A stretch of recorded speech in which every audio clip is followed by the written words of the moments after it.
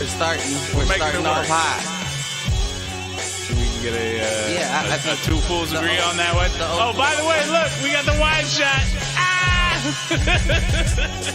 There was you had accountability. Now what I can Now all you need is a podcast and a YouTube channel. No, not even. Where give me the money. Show me the money.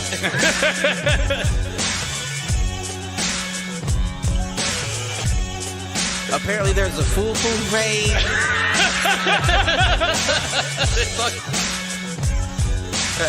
Shoot the J. Shoot it.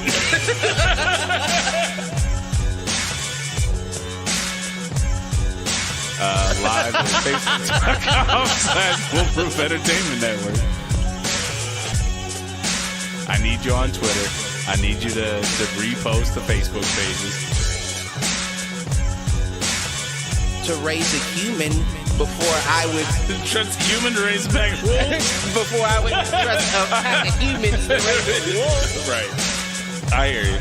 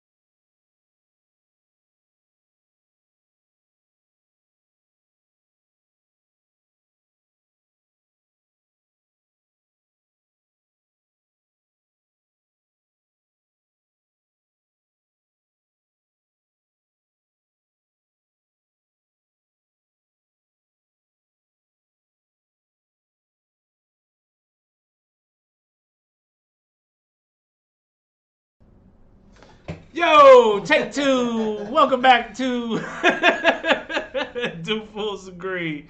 I am your host, Michael Reggie, as always here with my man, my good friend, Clifford Jordan Jennings. Sorry about that. You know what it was? There was a setting on here that was muted, and I clicked it, and it was the wrong one. So I unmuted, but it was the wrong one. So my bad. I did that a couple weeks ago.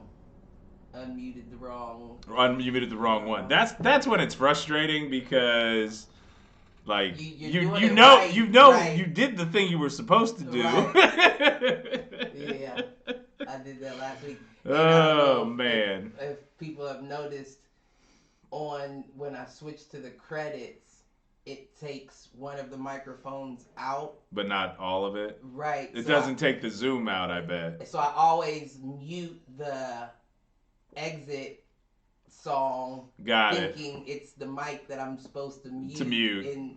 But yeah, I got you. It's only for like a second, but well, and luckily, I mean, samesies. Like, luckily we were only about a minute in, so not a big loss there. You didn't miss anything. The week was long. I don't know why it felt long, but it was.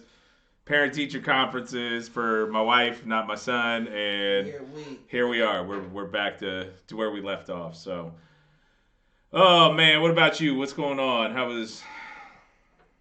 are things? How was the week? I mean, it was a pretty dark one. God bless a lot of families. Yeah. It's a pretty dark week in the neighborhood. A couple people lost. Ooh, sorry to hear that. Yeah, one too soon. Got it. Well, I guess you could say both too soon, but one was an adult. Okay. The other was an unfortunate accident. I won't get into the details because it's not my business to get into, but thoughts and prayers go out to all involved, definitely. But I mean, other than that, it's like I said, it's just been a weird week, a real eerie feeling week for some reason. Like you're almost waiting for another shoe to drop. Like shit's off kilter. So let me give you an example. So my state and city taxes don't come out of my tax for some reason. Okay, so like out of your work paycheck or a pay stub. Well, I believe state does, but local doesn't. Local doesn't because I work out in Hilliard, so they don't consider that Columbus. So I have to pay Columbus too. Got it. So I was going to get a money order, and I had to get money out of the bank.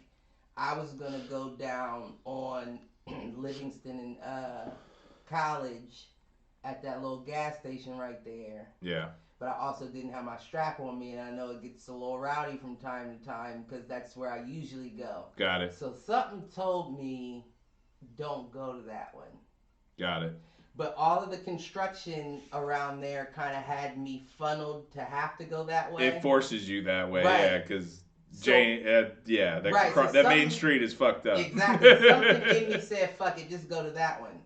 So I'm driving down to go to this one. And for some reason, something in my stomach just said, don't go to this one. You have to go back that way anyway. Just turn around and go to the one on Main by that Kroger. Main and So I turn around, I go back, and as I'm turning on Main from my neighborhood, basically, because I went back through my neighborhood because of the construction. Yeah. And as I'm turning on Main, like, 4 or 5 police cars come flying down the street, headed back in the direction that you just came left. From. Now my first. So now you're a suspect.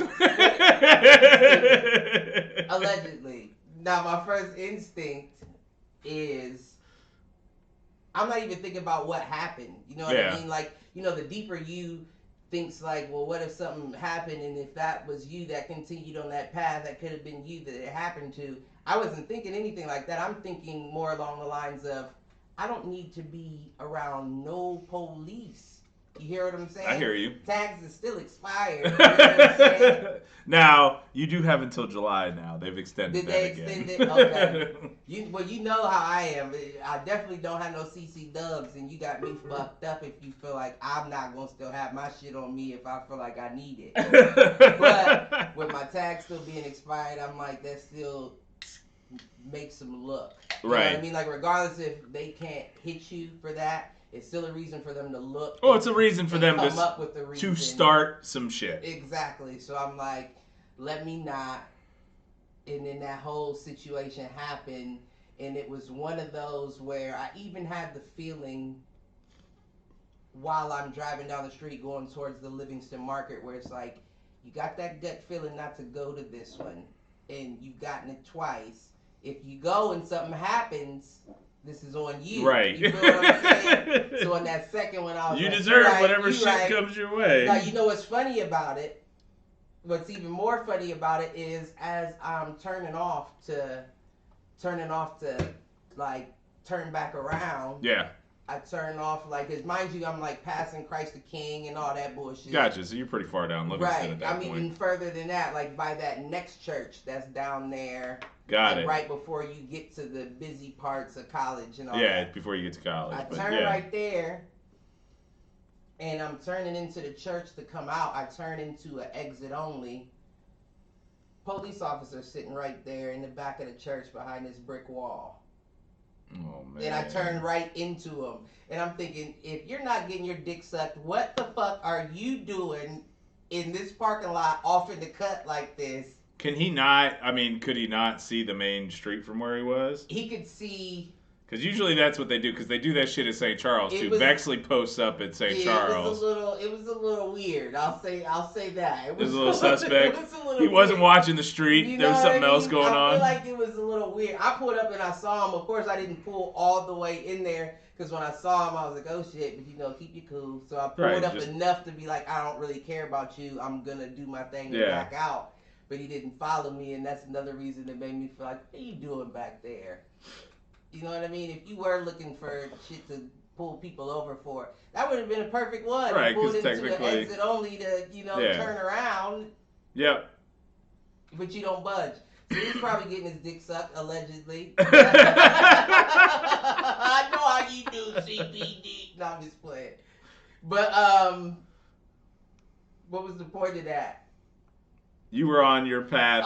Right. So listen, I turn around. This is how life works. I don't know if it's God, karma, the flow of everything. I go get my money out. I come to the gas station at Turkey Hill on Main, in between Broad and Main. Yeah. I go there to buy a money order so I can send my taxes off. Money order machine's down, but when I go in, all the spots are taken up. Okay. So I park in a spot that's not an actual spot. Yeah. It's like in front of, it's next to like the handicap spot, but like right where. Oh, you're talking about the Turkey Hill on Broad and Nelson. Yeah, that one? Not Nelson, up by Hamilton. Oh, okay. All right. Up by Hamilton.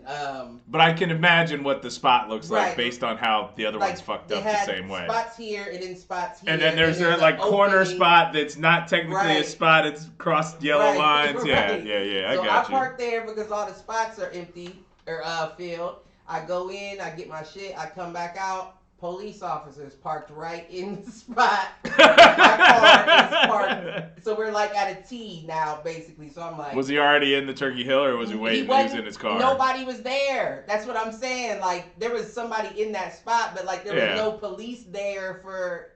Got it. So as soon as I go in and come out, he's now sitting there. So once again, I'm thinking, okay, he's about to pull out when I leave. Right. He's gonna follow you. He saw that you were parked like an asshole. Right. And then he checked your tags and saw they were expired. Right. So he's like, I might as well just follow this guy because I've got probable cause. Listen, so I'm trying to get out there quick. Like, I'm actually trying to get out there before he even pays attention to me type shit. Because I think he had his head down when I was walking to the car. Yeah, he was running your plate. So I back up. This old lady. And you rear end somebody. No. I was very careful. I even buckled up and all that right in front of him. So he knew what the deal was.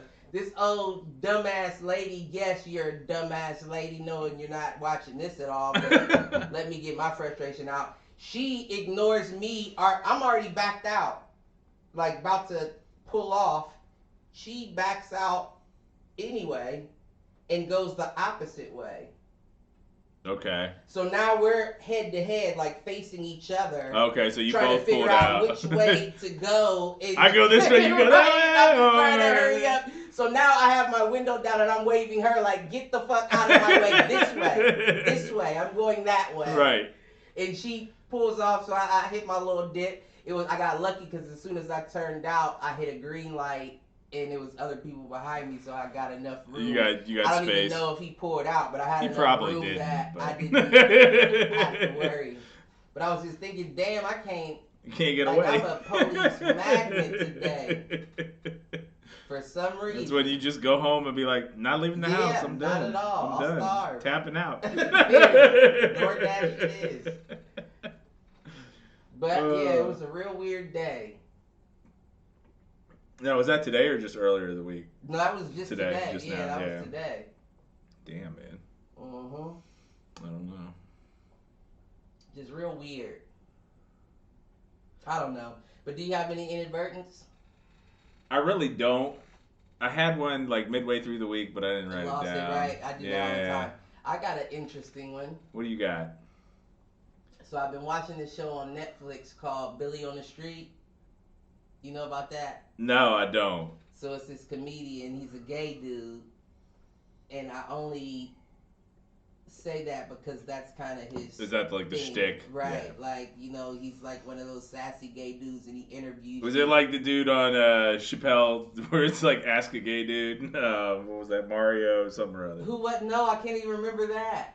Well, you know they had Mooney and Ask a Black Dude. Paul Mooney, right. He had another one that was Ask a Gay Dude, but they only did it like once or twice. Okay.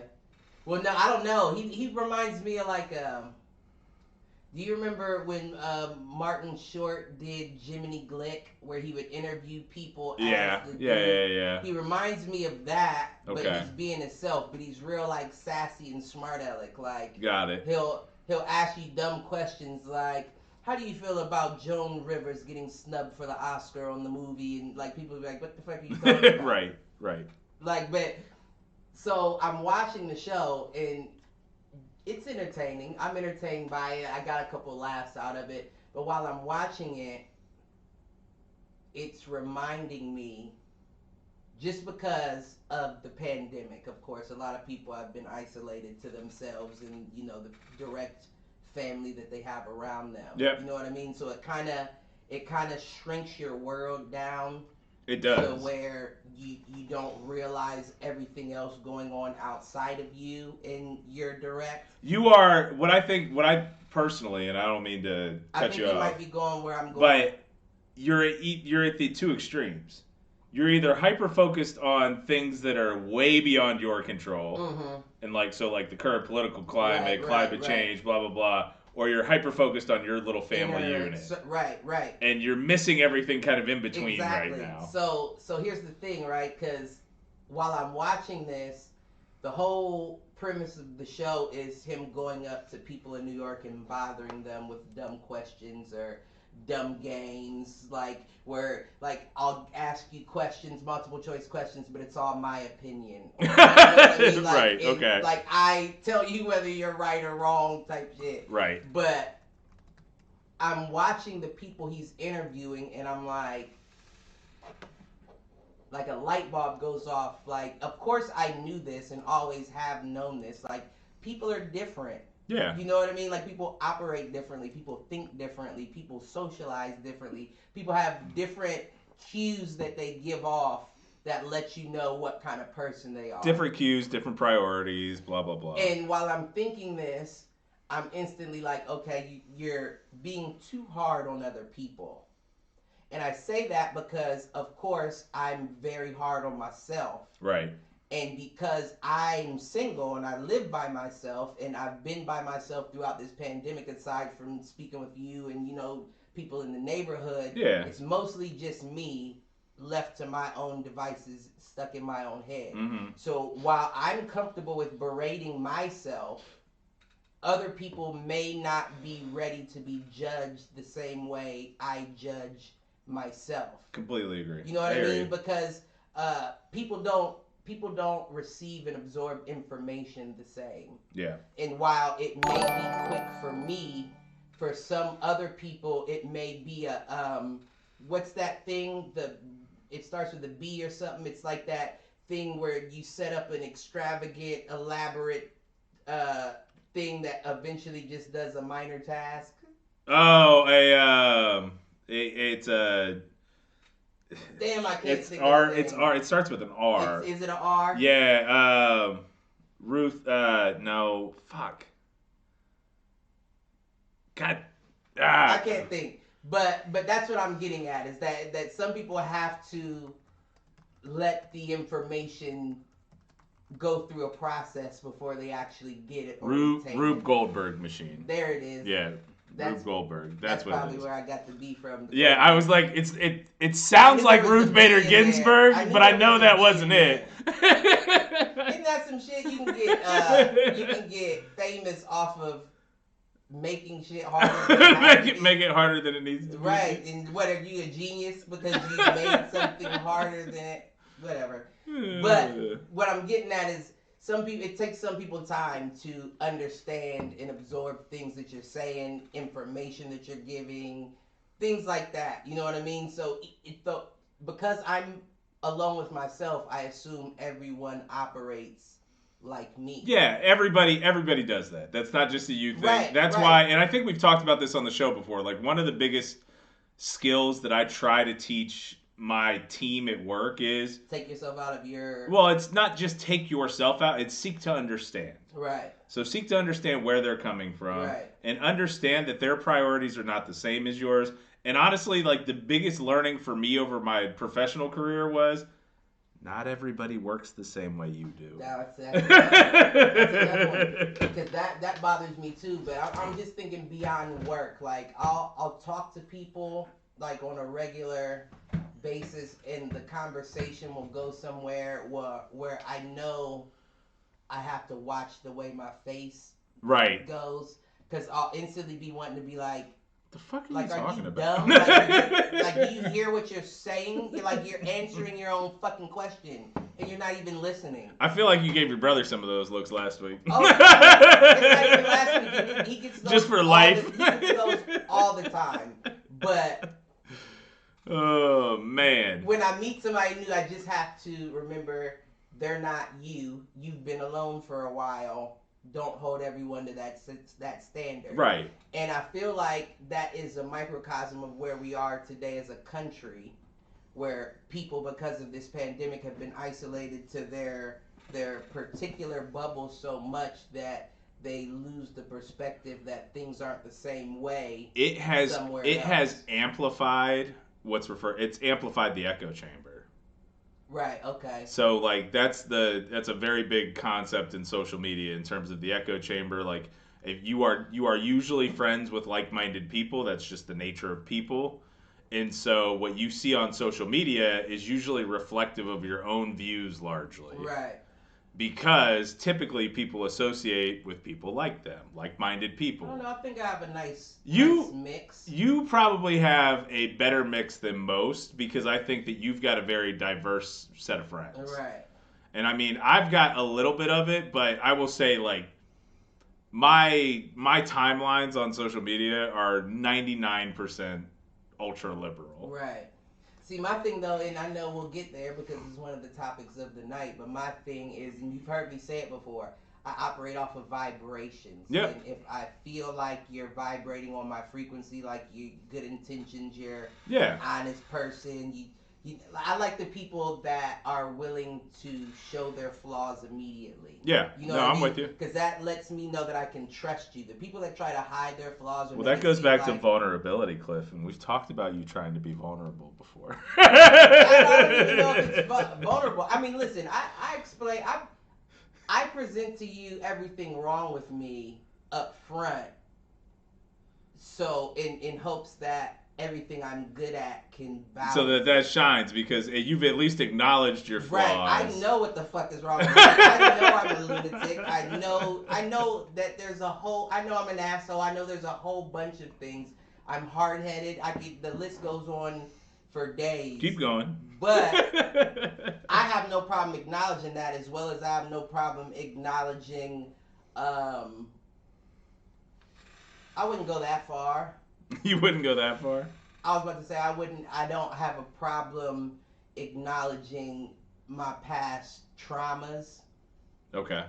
And I've talked on some things, not necessarily specific a lot on the podcast, but another thing is, like I've said before, I also don't consider my traumas so much traumas. You know what I mean? No, I get what you mean. Because I feel like if I had to go through life again, I probably want the exact same thing to happen for me to be as level-headed and understanding as I am currently. You know what I mean? No, because completely. I've come a long way from where I once was. Right. And I don't think that I could have done that without the traumas or bad experiences that I've had. You know what I mean? No, completely get it. And I mean, I'm with you. Like, as much as I wish my father had a chance to meet my son, my life is not the same if my father didn't pass away when he did. Right. Number one, I probably never get into football the way I did. Right.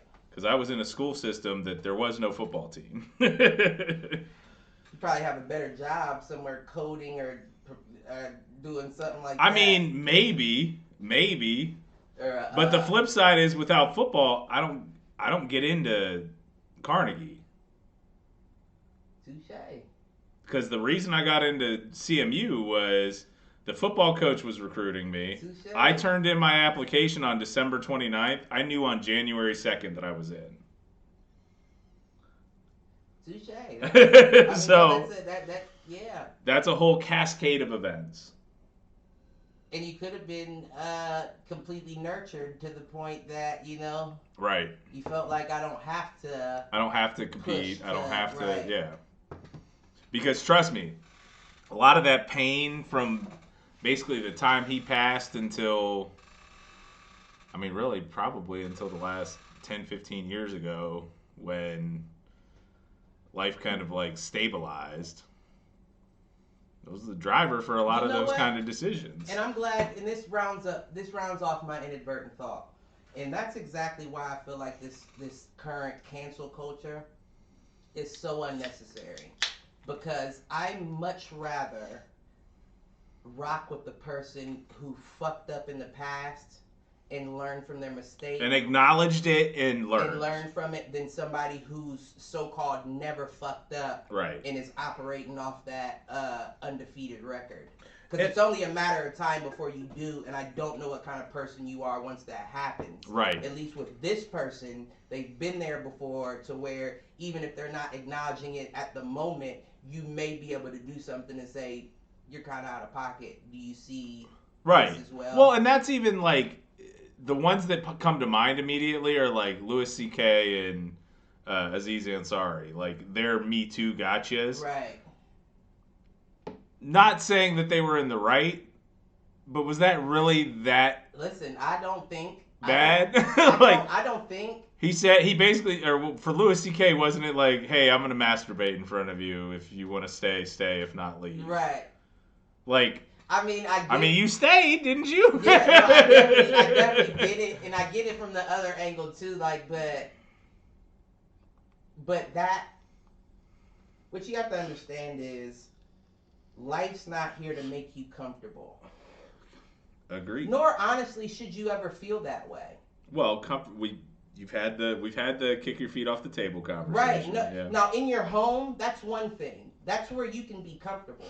But out in the world, you should have your instincts on, because while we don't live in a jungle with lion, tigers, and bears, oh my, there are still very real threats out here that you have to be aware of when you maneuver throughout your everyday life.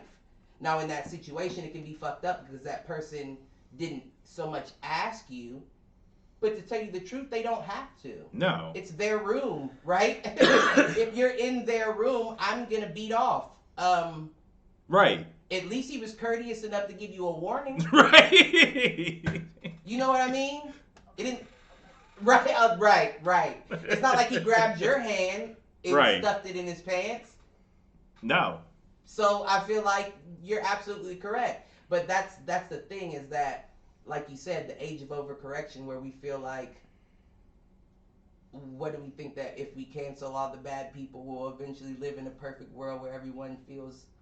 Well, and that's the thing. Like, I feel differently about canceling kind of current celebrities. Like, and I don't remember if we actually got into it or not, but like the whole Gina Carano situation. I don't think we did. I don't agree with some of her statements. Do I think that those were worth firing her over? No, Not but at the really. same time, But Disney is also right now an ultra-liberal company. Think it was so much that. I think that, like so many people have been discussing, I think it was more so that they didn't think she was right for the role.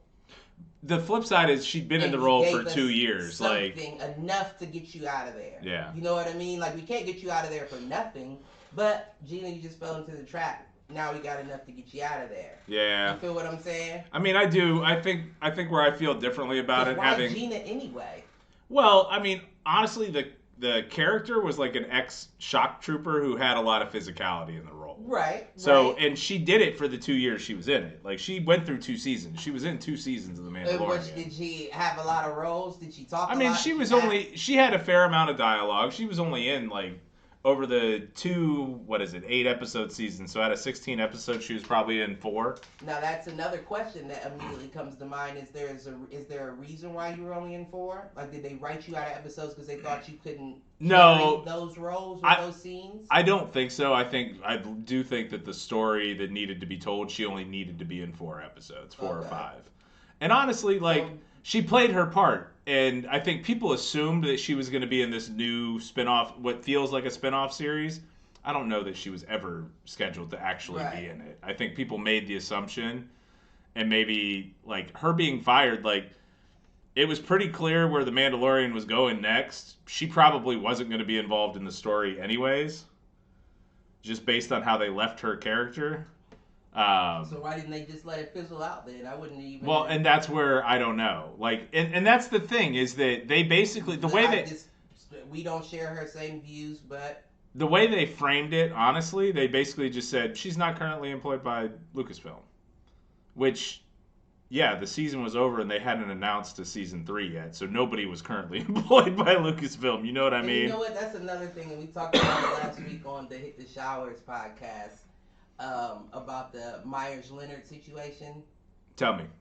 So he's a center for the Miami Heat. He was on Call of Duty playing a game, and he got sniped. The sniper came from far. You know how people get rage when people camp. So he got mad. I did see the Snoop Dogg rage quitting video. Right. But he says, "Fucking bitch K." Now I can say it to you because you know what that means, right? I didn't even know what that meant. Like, when I saw the video on WorldStar, it said Myers-Leonard gets suspended or something like that for racist comment. So immediately, I'm like, well, I'm waiting on him to drop the hard ER, right? You know what I mean? So when he said that word, I'm like, well, what the fuck is that? Like, what the fuck is, you know what I mean? And then I see on ESPN, Myers-Leonard suspended for anti-Semitic comments. And I thought to myself, oh, that's what that is. That's what that is, yeah. Because I've heard it before. Right. Never quite knew what it meant, though. Right. You know what I mean? So when he said it, I was kind of taken back, not shocked or... Well, and same, it's, do you know the context of the word? Listen. And I know it as a slur, but I don't know why it's a slur. And listen, we talked about that as well on the Hit the Shower podcast. We don't know the weight behind the word. You know what I mean? Well, that's what Aaron was saying. Aaron knew the word, though. I've never really known that word. I've only known it used in that context, meaning used as a slur, like an anti-Semitic slur. Okay. Yeah, I wouldn't. And I'm trying to think. I think it's Boondock Saints where he I don't know. It's some half gangster movie where that's kind of what gets shouted, and it's like, well, here's the thing. Well, this is what's shocking about it is his wife is Jewish, right? Now, it's funny, if you watch the video, you can tell that wasn't the first word that came to mind. Yeah. I'm not saying that the N-word was. Right. I'm just saying that when you saw him playing, he was like, fucking bitch, and it came out. You know what I mean? Like, you could hear the stutter, the what should I say next? Yeah. And that's what came out. That's just what came. Now, listen, and I stand by this 1,000%. If only the world viewed police killing black folks like Jewish folks view anyone saying anything about them, we'd have a bit more equality. Hey, you're probably not wrong. And that's another reason why I do feel like you of all people should understand. Yeah. You rule the world, yet you let this happen, but complain when somebody says a word? That's careful what they run the world. Like listen. That in and of itself is a little bit of a I'm just saying, you run the immediate world. I hear what you're saying. Just like they said on the ESPN, listen, the owner's Jewish, all the owners are Jewish, the people who own the arena, all that. So you're not going to get away with it. But that's what comes with that power, is being able to pick and choose what you would like to cancel over. Yeah, you own the means of production, right. So we'll cancel you over a word, but a dead body by somebody who pays them to work for them. Well, it's almost, so in terms of the owners, though, it's almost a double-edged sword right now. because if they let it go, what does it turn? I mean, it's not about letting it go. They get dragged through the mud in terms of allowing. Right. It, right. And it's not even about letting it go. It's about keeping that same energy. Yeah, I hear you. You know what I mean? And you can't keep a vicious energy about somebody using a word that you don't like and then allow somebody to beat a woman half to death and remain in the NFL. Yeah. Especially after you try to crucify. You're crossing over though. Now you're talking about the NFL though. Like there is a big difference between the NBA and the NFL in terms of the stances that they take. And the NFL I is trying to pretend to take more stances. They're not, but they're at least trying to go through the motions and look like it. The NBA, I think, while I don't think they got there on their own, generally speaking, the NBA is a lot more like socially involved because of the players. And the only reason why is because they're like 80% black. Oh, no doubt. Now the NFL is more equal, 65-35. Yeah. So you still have, even though there's that 65 majority, you still have that 35 on your side as well, to where it's like, I don't have to bend at their will. Well, and football in particular it's another sport run by old white men. But to your point, I do think it's a little more balanced in terms of to your point, it's not an overwhelming majority. Right. Yeah. Because you still got a bunch of offensive linemen that are like corn-fed country boys. Right. Like, right. And that's at least half of the offensive positions. And you have a fair amount of defensive linemen and linebackers that are still white. You, if the NBA was 65-35 as well, they'd both be run the exact same. Well, and what I would like to give credit to, I know we've been critical of our generation and the generation ahead of us having very few leaders. LeBron is probably, like, people say the whole shut up and dribble. I think he's going to be the first black man to own an NBA team. I agree, and I think that he's a leader. Like, I think he is. He has more maturing to do, but I think he's on the path to be. He does. You may tell you what I won't be surprised by. What? How involved he is once he retires. Right. I don't think LeBron will go away the way Mike did. No, I don't think so either. I think LeBron is going to continue to be front and center. Right. And not as a TV or movie personality, the way I think maybe he wants to do that too. Right. I think he's going to be an activist. I think he's going to turn into a politician.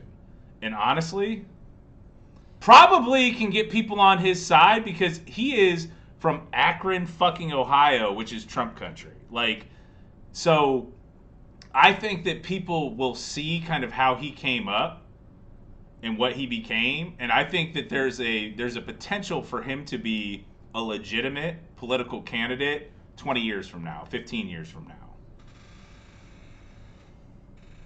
Jesse the Body Ventura did it, dude. Arnold did it. They did it at the governor level. And LeBron, I'm not saying he's going to be president. I'm saying I think he's primed to move into politics or at least be an activist. Right. Yeah, no, I don't think that I didn't think that would ever be on the board for him.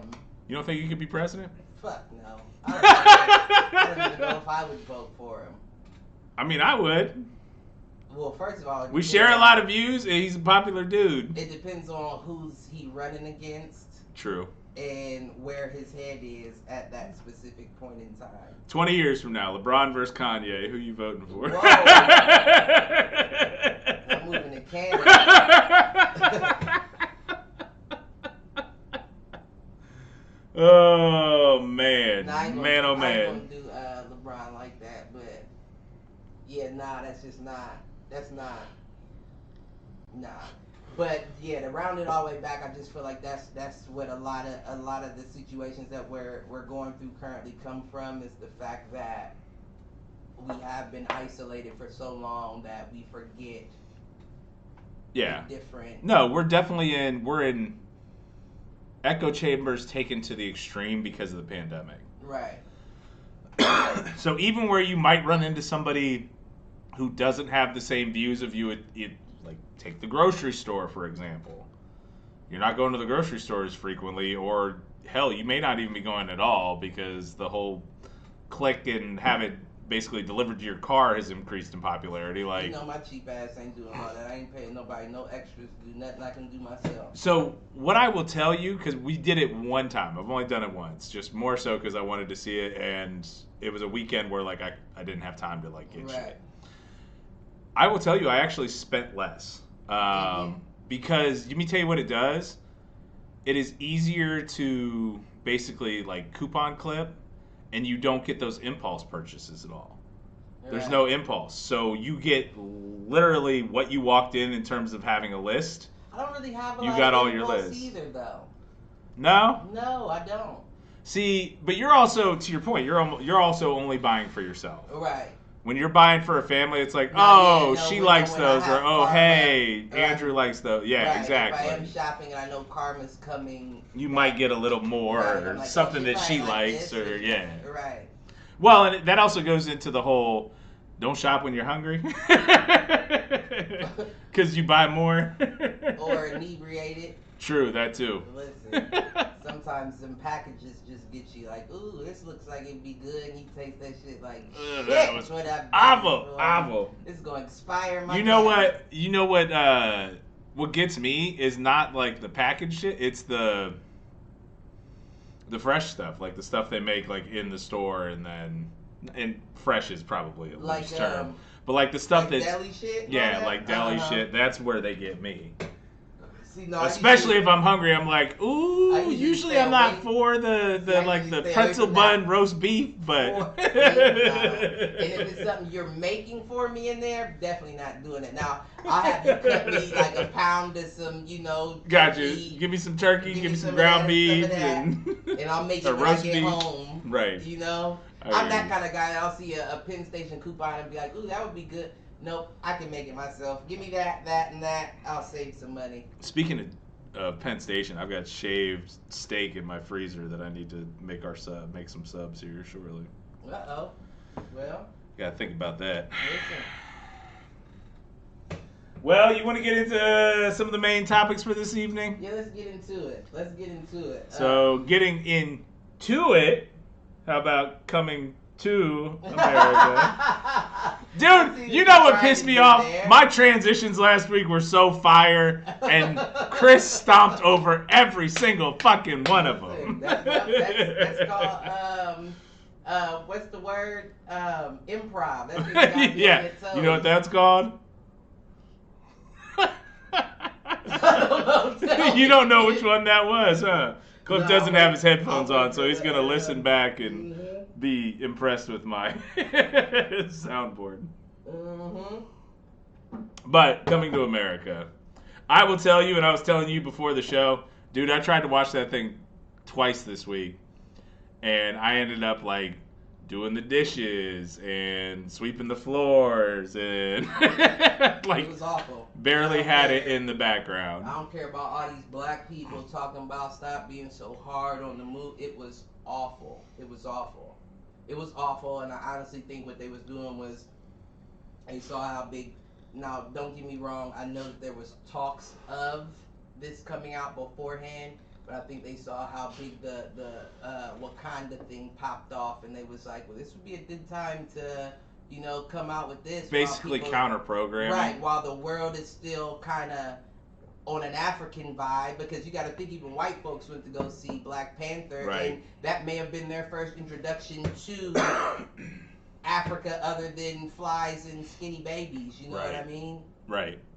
So I see why. Well, yeah, because it was supposed to come out like a year and a half ago or 2 years ago. Yeah, just about 2 years ago. So about a year or two after Black Panther first came out. Was that that long ago? Yeah, Black Panther was about 4 years ago. 4 or 5. Gracious. I mean, Chadwick's coming up on a year dead. And Black Panther, that wasn't his last movie. He had two. You had two Avengers. Movie. You even had 2 Avengers movies between that and Black Panther. I feel like there's another one too. No, he did. He shit. He had the 5 Bloods. That's the cop movie. Isn't that the cop movie? Soldiers. Ex-soldiers. Oh, yeah, when they went back to Vietnam. Yes, Yep. The cop movie is the one where, wasn't he killing, like, the criminals, but he was keeping it under wraps, like, to where... I think I know what you're talking about. I don't know that I know the movie. I can't think of the name. And then wasn't James Brown in there somewhere? James Brown, I think, was actually before Black Panther. Was it? Okay, that might be right. I thought it was around the same time, but I think it was just before. You might be right there. I feel like there was another one though. And 42 was before. Yeah, that was before. That was before. That was before the James Brown right. and all that. That's still my favorite movie he's ever been in. Which one? 42. 42? Yeah, that's pretty solid. That's my favorite movie he was in. That one, I like that one too because Harrison Ford's in it. Yep. I like Harrison Ford too. That's my guy. Damn, I feel like there's another one and it's gonna bother me. It's all right though. Get off my plane. I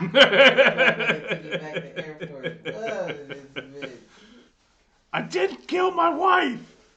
I don't care. What's that? The Fugitive? Yep. Schmo down me, baby. Oh, shit. Listen, schmo down me, baby. Oh, man. I'm winning some bread. Now, I don't know directors and all that. See, that's the problem, though, and I'm the same way. You have to give me a director guy. I hear you. That's the same thing I would need. Movies, man, I can go back to black and white, baby.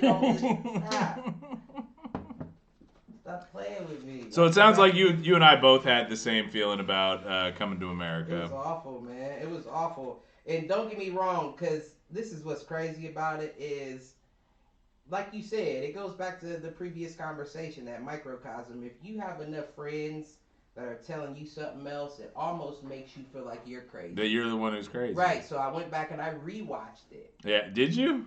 I watched it twice. See, you did it. Dude, I couldn't even get through it the first time. No, don't get me wrong. The first time, I was kind of like you, where it was like I was watching it, and then after a while, I'd get up to do something. But I wouldn't pause it. And so you tried to give it another chance. So I said, let me You were like, let me validate my blackness by at least giving him one more chance. And I did. I was in bed, so I didn't have no reason to get out. So I watched it all the way through. Don't get me wrong, I felt a little better about it the second time, but I still was like, this had no business coming out. Yeah.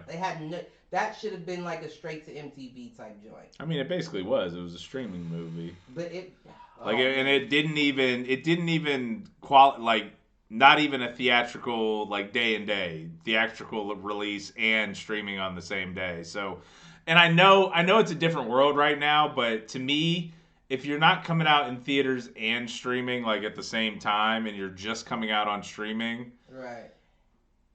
Probably a B movie. Now I heard it was the #1 stream the movie on all platforms or whatever, or everything it showed on. It was probably the #1 movie on Amazon Prime, and that doesn't surprise me. But just because someone pops to being like the #1, like the box office hit of the weekend, doesn't mean it was a good movie. It means people anticipated it and wanted to see it, and then when they saw it, that's where you get like ratings. That shit was awful, man. That was on the same. I wouldn't quite put it that low, but it was. I wouldn't quite put. That's me being harsh. Let me stop doing that, Billy on the street. No, I'm with you. It's not awful, but it's not good. Yeah, I was gonna say it's okay. I mean, you get a couple laughs out of it. At the end of the day, did you? Will I rewatch it? No, but dude, there are bits in it where like I went. I'm not saying like rolling on the floor laughing, but like that was kind of funny. Honestly, it's the way I feel about South Park these days. Like South Park, every episode there will be at least 1 or 2 lines that I'm like, that was kind of funny. I don't think moments where it like made me feel good, like good moments, but I don't think I had any laughs like. There were one or last Dave Chappelle. That last Dave Chappelle he put out, I didn't laugh. Oh, but that one wasn't like. Well, I don't know. Which one are you talking about? You're not talking about 827 or whatever, are you? He did one more recently than that, right? No, the 827 was after the George Floyd, yeah. Yeah, no, it was after that. He did something after that, and it was just. No, I saw that one too. No, I'm with you. And it wasn't anything where I was rolling, but I was like, he also... It was profound. Like, exactly. He's another one that is transitioning away from, not necessarily away from, but like comedy's not his main focus right now. And that's cool. I think he's trying to be a voice of the people. And I appreciate it. I'm not saying that I don't appreciate it. I'm just saying when you frame it like a comedy show. Yeah, true. Because it was, I think it was still on Netflix as a joke or whatever, right? Like it was a YouTube thing, right? No, it was on Netflix. Was it? Yeah, it was an actual. I'm gonna have to look up to see what the name of it was, but it was an actual set special. It just wasn't. Yeah. Wasn't good. No, I'm with you. But the thing is, I don't know that he was trying to be like laugh out loud funny. I think he was trying to talk real shit. He was trying to make a point. He was trying to prove a point.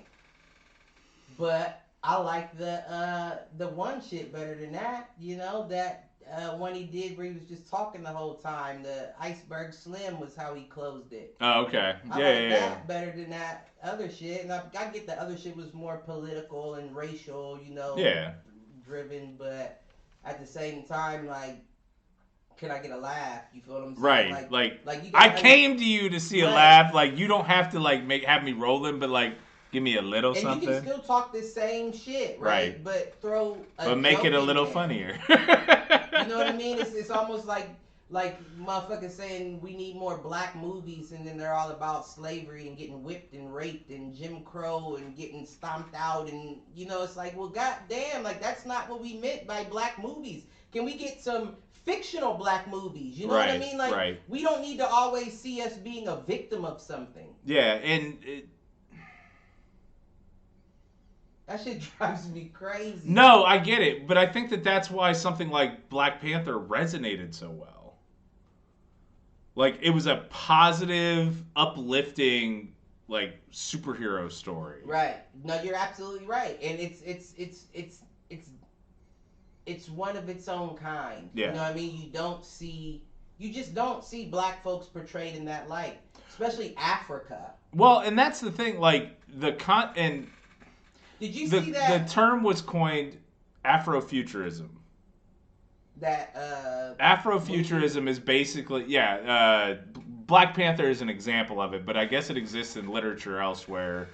But the idea of Africa being the pinnacle of having the ability to be the pinnacle of civilization in terms of technology, beliefs, whatever. Right. And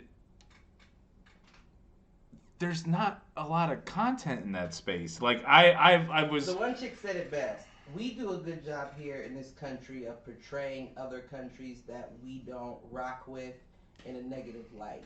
Right. There was the Russians and Chinese have been terrorists since the dawn of cinema. Middle Easterners, them too. All that, like Indians. You know that Indians were only called Indians because the people that colonized thought they were in India? Yeah. Yep. So this is how crazy the mind manipulates, is that even Indians now call themselves Indians. Oh, you're talking like Native Americans now call themselves Indians before y'all got there, but somehow they inherited what y'all called them. I am Cherokee. I am, yeah. They were just not indigenous. Indians. They were of the land, you know what I mean? And now all of a sudden you have Indians calling themselves Indians. Right. Like, I'm almost wondering, like, is it like... Well, because the colonizers, like, they assimilate. Is it a term of endearment? Like, is it like, what's up, my India? You know what I mean? My India was popping. No, it is not that, Cliff. My feather. Not my red dot, but what's good, my India? You know what I'm saying? Like, that shit's wild to me. It is. But what I was getting at, though, is that, the last thing we talked about was before the Indians. Afrofuturism? Right. So there was a video I sent you a long time ago of this girl in Africa, and she was like, I don't understand why everybody else across the world says that Africa's so poor. And she started going over all the reasons why she can believe. And she said, Africa doesn't have credit. She said, if you don't own it, you don't buy it. Right. So usually people have money to buy their house cash, their car cash, everything cash. If you get fired from your job in Africa, that job pays your salary until you find a new job. And she kept going down the list of things, and she was like comparing them to the way they handle it in Europe and here. Yeah. And they were like, so how is Africa so poor if they can do that for their people and everyone else is in debt and judged off of a score on a book?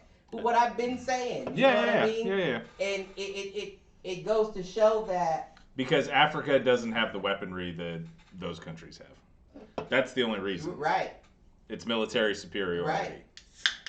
No, you're absolutely correct. But at the same time, if they portrayed Africa the way Africa actually is, they lose a lot of people, black and white. Right. They lose a lot of people. Well, it's the whole Akon City, man. We going back. I know I am. Shit. Listen, if my daughter turned 18 and I got enough money, peace, baby. You can either come or stay. But I don't. Well, and you know, like, what's fascinating to think about there. Here's my inadvertent thought during the show.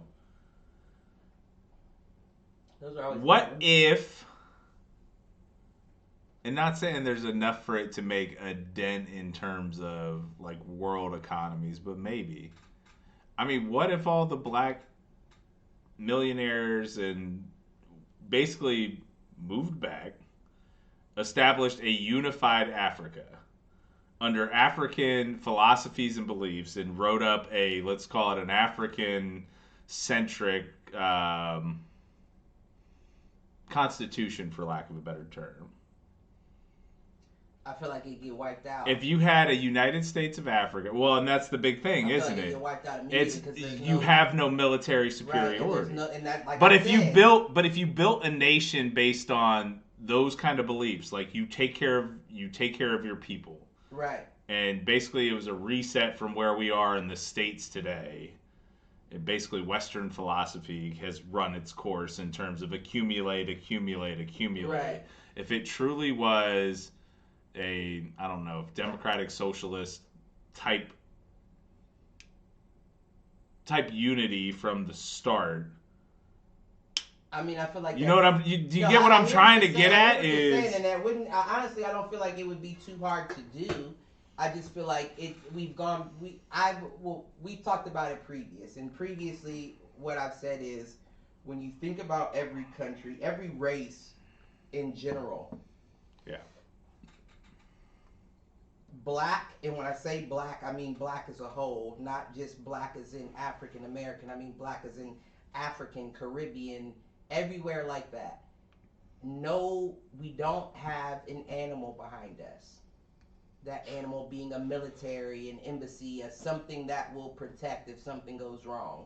So go ahead. Sorry. Sorry. What are you saying? I was going to jump in with another inadvertent thought on this. This goes back to what we've talked about in terms of the tribes of Africa that 200, 500 years ago, whatever it was, had basically giants, right? Like 7.5 foot, athletic build, could move, could run, all of that.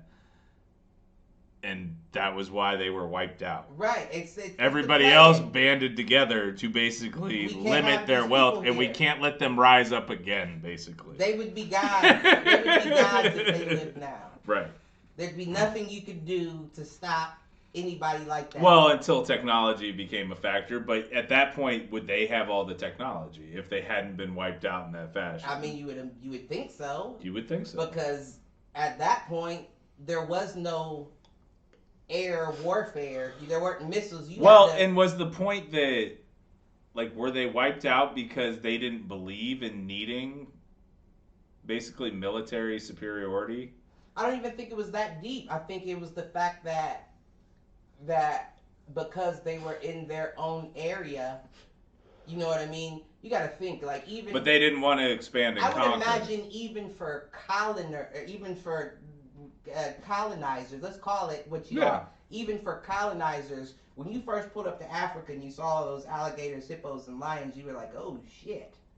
How do you even get through this to get to see what y'all got? You know what I mean? So I'm sure that even when they ran into the people, they were kind of like, well, how do you live around all this savagery? You know what I'm saying? Yeah. And then when they saw that, immediately you get intimidated thinking, well, how do you do that? And we don't know anything about that. Right. So you don't want people like that to continue because, of course, they have something you don't have. Well, to that point, they've already managed to live and thrive in a land that you are scared of. Right.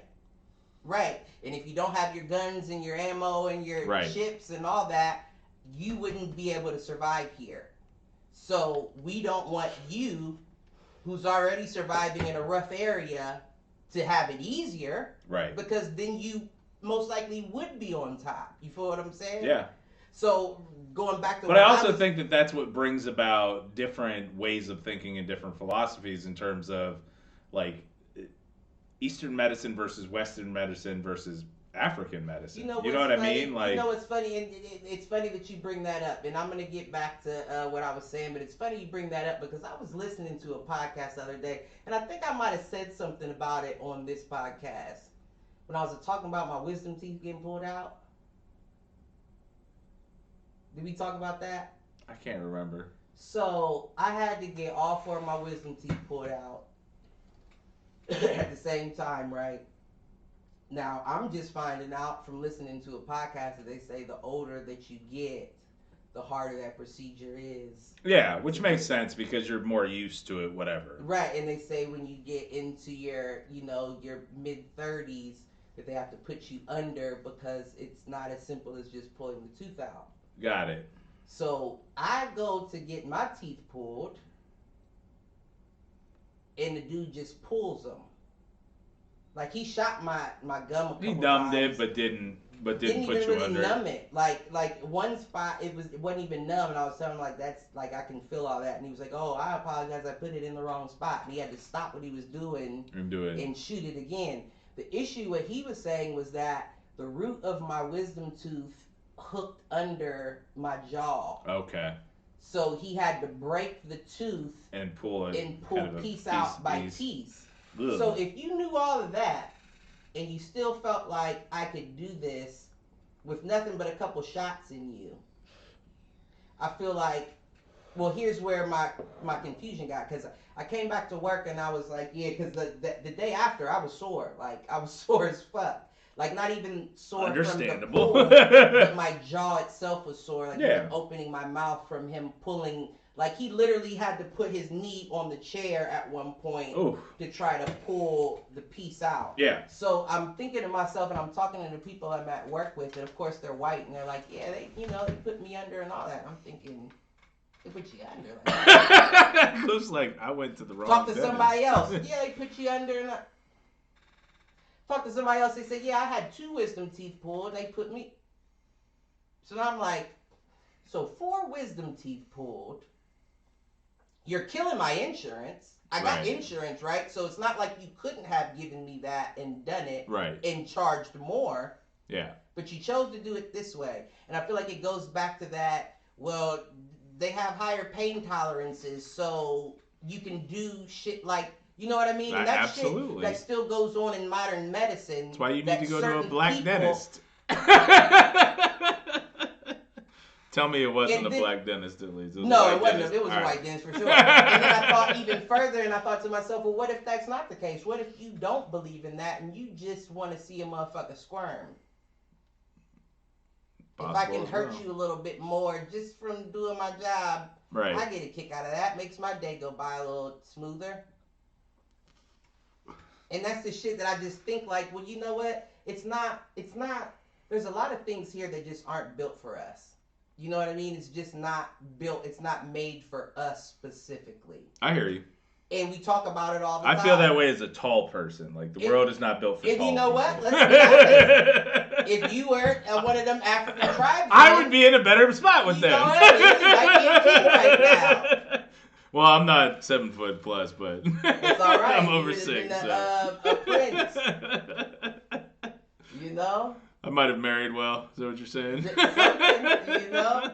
But I could have been an African Queen's coming plaything. back That's to fine. millionaires going to Africa on some shit like that, it wouldn't work because, like I said, we don't have an animal. We don't have a wolf. You know what I mean? You look at different countries and you're like, yeah, Germany's strong. They have a wolf. Yeah, the United States is strong. They have a bear. Yeah. Yeah, China's pretty strong too. They might have a rhino. Right. You know what I mean? Japan may have a gorilla. But for us to go back to Africa, we would have a cub. Yeah. And that cub can't compete with those old animals. They're never going to let them grow into enough of an Exactly. economic power where they could have weapons they could Exactly, compete which is and why protect it them would and never defend. work. And even if you brought all of the billionaires back that all the little young white kids love and listen to their CDs and watch play basketball. You'd be sanctioned before those billionaires all landed. even not. Like, once those billionaires leave, what's the point of U.S. protection? Right. We don't need you. You're not playing in the National Basketball Association anymore. Yeah. We're not making money off of you. Bomb them.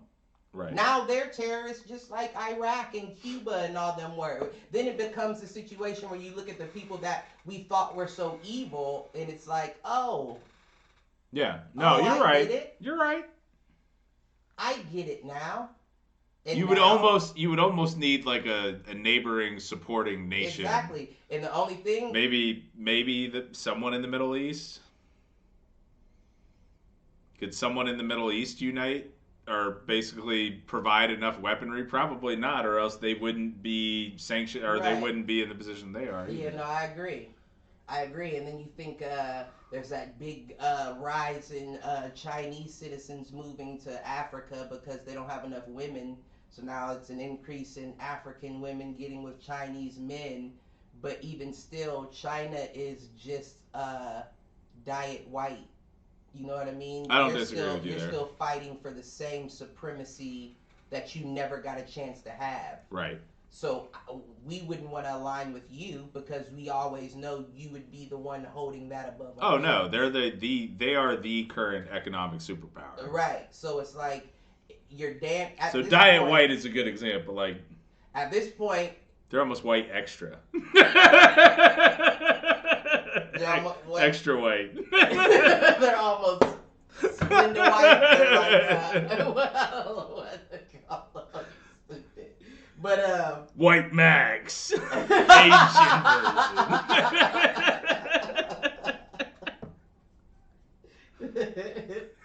This that Bud White Platinum.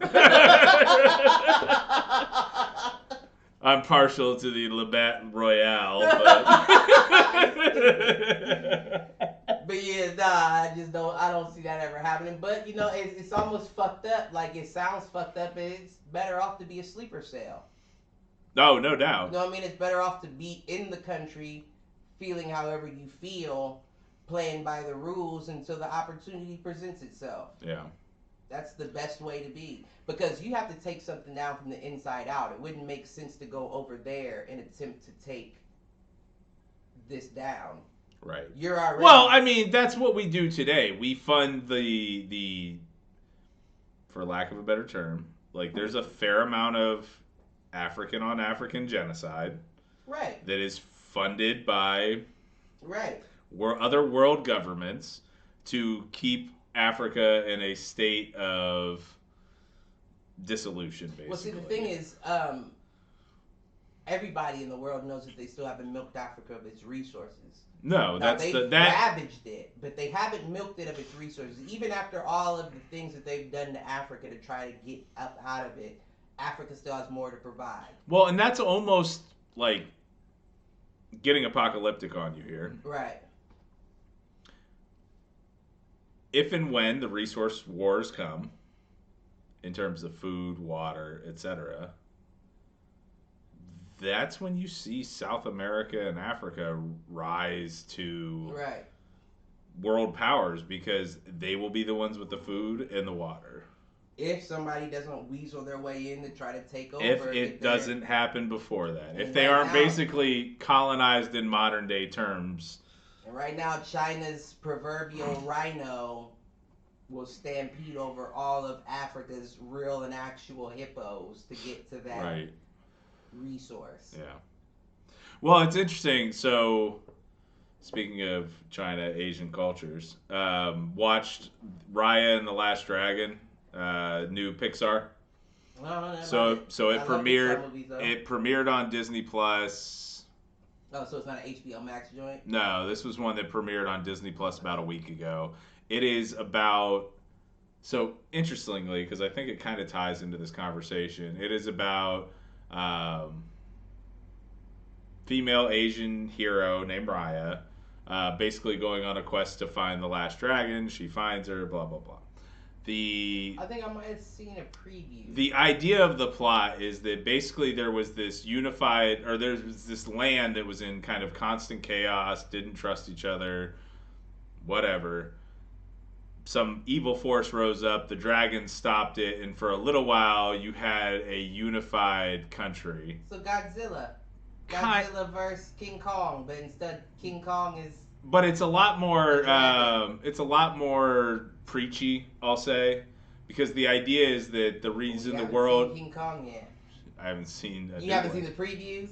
I have, but even then, it's with not. The little Chinese girl that. Well, I'm not. I think she's Chinese. I don't know. I don't remember, but I know she's from an island, so it may not be Chinese. I don't know, but I remember King Kong got her from the island. Okay. And he was the only one that would listen. She was the only one he would listen to. So instead of a Jane, it's now a little girl. Oh, okay. All right. Like a little 8-year-old. Gotcha. I thought you were talking about the new like Godzilla vs. Kong, which That's is coming. What I mean. Okay. That's how it's prefaced. Like, you can tell, like, even watching the previews, you see what happens. Yeah. The little girl always walks out to try to touch Kong, and Kong won't let anybody else get close to it but the little girl. And you see Godzilla coming from the ocean, and I'm sure something happens, like he bangs the city, and the little girl falls and gets into danger, and Godzilla gets pissed and saves her. And yeah, that's why you have the conflict. Yeah. So this is less about the dragons, more about, and maybe you're right, like. But it's more about, like, the whole premise of Pause. The whole premise is that, like, the world is falling apart because people can't trust each other. Right. And people don't trust each other. And, accurate. like, they beat people over the head with that message throughout the entire movie. Right. And then, of course, at the end, like, they learn to trust and they're able to conquer evil, blah, blah, blah. Right. And the movie is actually, it's decent.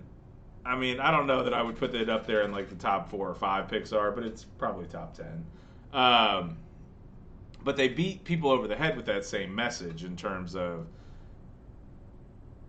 we can't advance as a society until we learn to trust each other and come together, which we've had this talk even now, and I think it ties into a lot of what we're talking through in terms of the echo chamber. And I actually think that some of this is a good transition into the other topic, which is around.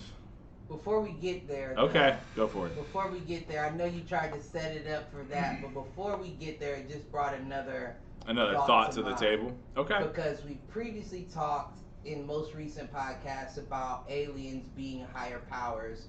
Of course, they would be higher powers because they would be more intelligent than we were. But if they could get to I don't mean godly or anything like that. But we've talked about like how, at least I believe it's possible. I don't know that it's happened, that if they have a relationship already with this world, that they leave little eggs or little Easter eggs for us to find, for us to follow a certain path. Right. Now, if these are higher power beings and they want to see us continue thriving and they know that we're on the verge of killing ourselves, my question then is, could you see them diverting a lesser power to us for us to have to deal with?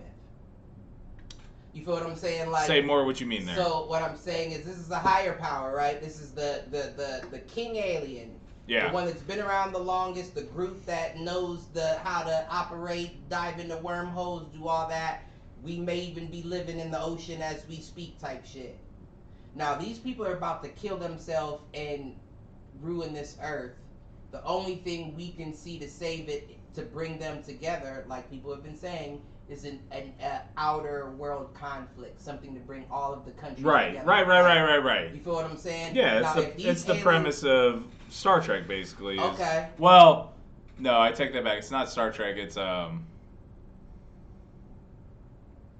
mean, it's pretty much Independence Day. I'm like, there's been a bunch of stuff. right. Like, in terms of, Now, what I'm getting at, though, the enemy of my enemy is my friend. right. So what I'm getting at is, if this alien is like, yeah, we can't afford these motherfuckers to ruin this earth, we need them to survive for a little bit longer type shit, could you see them sending a pawn in basically here? A governor, right? Like, not even just a pawn, but a pawn-like group, a group that's not on the king's level, but we'll send them in there. We think the humans can take them, just to bring them together to I hear what you're get saying. a understanding that we can all work together. I would think that somebody that is that powerful could create something that wouldn't necessarily be another being, but it would be like a natural crisis, whether it was like an asteroid or. But see, I think even that, because you think we would band together just to handle that instance, and then we would be like back to where we are. I hear you. I hear you. I hear you on that. You fix it. Now that's on you. Now the asteroid didn't hit us; it hit you. You fix that. Right. But in a situation like that where you're being invaded, that's a all hands on deck situation. You would almost, though, at that point, like, what I would fear is it would be all hands on deck, and then it would devolve right back. Now, I guarantee you it would, because history repeats itself. Right. Going into the topic that we're about to go into, you learn that all things work on a pattern. Yeah. So and they said, all things will eventually return to as it was. Right. Meaning you can build a vast city up, but if you abandon that city, eventually it will crumble into dust and become the earth again. Exactly, yep. So, no, I hear you. Every empire that the world has ever seen has fallen, crumble. Except for the British Empire to some extent, and America I guess for you now. British. Especially how they doing Markle. But again, Markle and Prince what's his name? Harry, yeah. Man, listen, I already knew that. Listen, I'm gonna tell you the truth. Listen, I don't feel any sort of sympathy for her. Him, I feel sympathy for, because he doesn't know the beast that he's involved in. You feel what I'm saying? It's a similar situation where it's like if you're if you're in it, you don't see it until you've been able to get out of it and come back. It's the whole reason why I've always been a proponent of, if you go to college, leave your fucking hometown to go to college. Right. So that you can like see something else at least, and then I agree. But yeah, like you knew the kind of establishment you were entering into. Just because he was a catch and you knew you were going to be set. No, she knew. She knew the establishment you were joining into, and you knew the kind of shit you were going to be involved in getting into it. He didn't. No, because he was probably at least a little idealistic in terms of, oh no, my family would never care. Or, and she's like, the media will never care, or Parliament will never care. Right. Yeah. And then you see, oh, we're not going to protect you or your kid. Right. Like, you're black. We're not going to do that for you. Right. And he's like, oh, shit, that's still my son, though, but that's kind of fucked up. Well, now you're starting to see. Now you know what the other half lives. Come from. But you almost need that to happen for that to change. You're right. You are absolutely correct. You're absolutely correct about that. And that's the thing that, listen, not to get into that, but that's why the whites let Obama become president in the first place. He was half white, so we knew we could control him. Right. We didn't put Huey P. Newton in that motherfucker. You know what I'm saying? We didn't let Fred Hampton rise to that you level. Know what I'm saying? Martin Luther King wasn't going to make it peacefully to that level. Right. So, I mean, you get what it said. But on to the next topic, the Kybalion and the 3 initiatives. Well, is it and the 3 initiatives? I thought it was by. It's written by the 3 initiates. Initiates. Yeah, it's initiates, not And I guess the one piece that I didn't get into, like I did pull some up, and I want to get into it a little bit more. But like, Of course. who were the? It says by the three initiates. Who were the three initiates? Right. Now here's the thing. Now this is now that's Before we get into the principles, because I do want us to read through the principles. Yeah, no, we'll get into all that. But here's the thing. You know it's rewritten. Absolutely, everything's been rewritten. And the only reason why I say that is because it says on the cover the Hermetic beliefs of ancient Egypt and Greece. Well, there can't be an and Greece. Right. There would only be ancient Egypt and then the adoptions of ancient Egypt culture by Greece. But Greece can't be involved in the Hermetic prophecies or readings of ancient Egypt if Greece came after ancient Egypt. Well, other than to say that, I guess the question is, and I'm not as good on my world history as I need to be.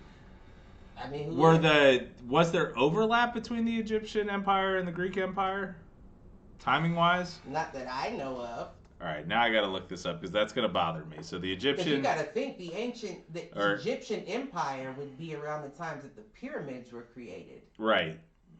Greece wasn't nowhere around by then. So 3100 BC. Now Greece was pre-Christ though, so it was BC. Right, but I don't see it being around pyramid time. Let's see. So ancient Egypt was 3100 BC. The Greek Empire.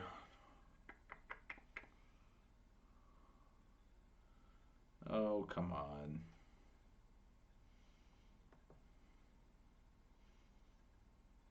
Yeah, it was like 2,000 years later. Right. 1,500 years later. So I don't see how, that's how I know it's been rewritten, because it's one of those situations where motherfuckers don't want to feel left out.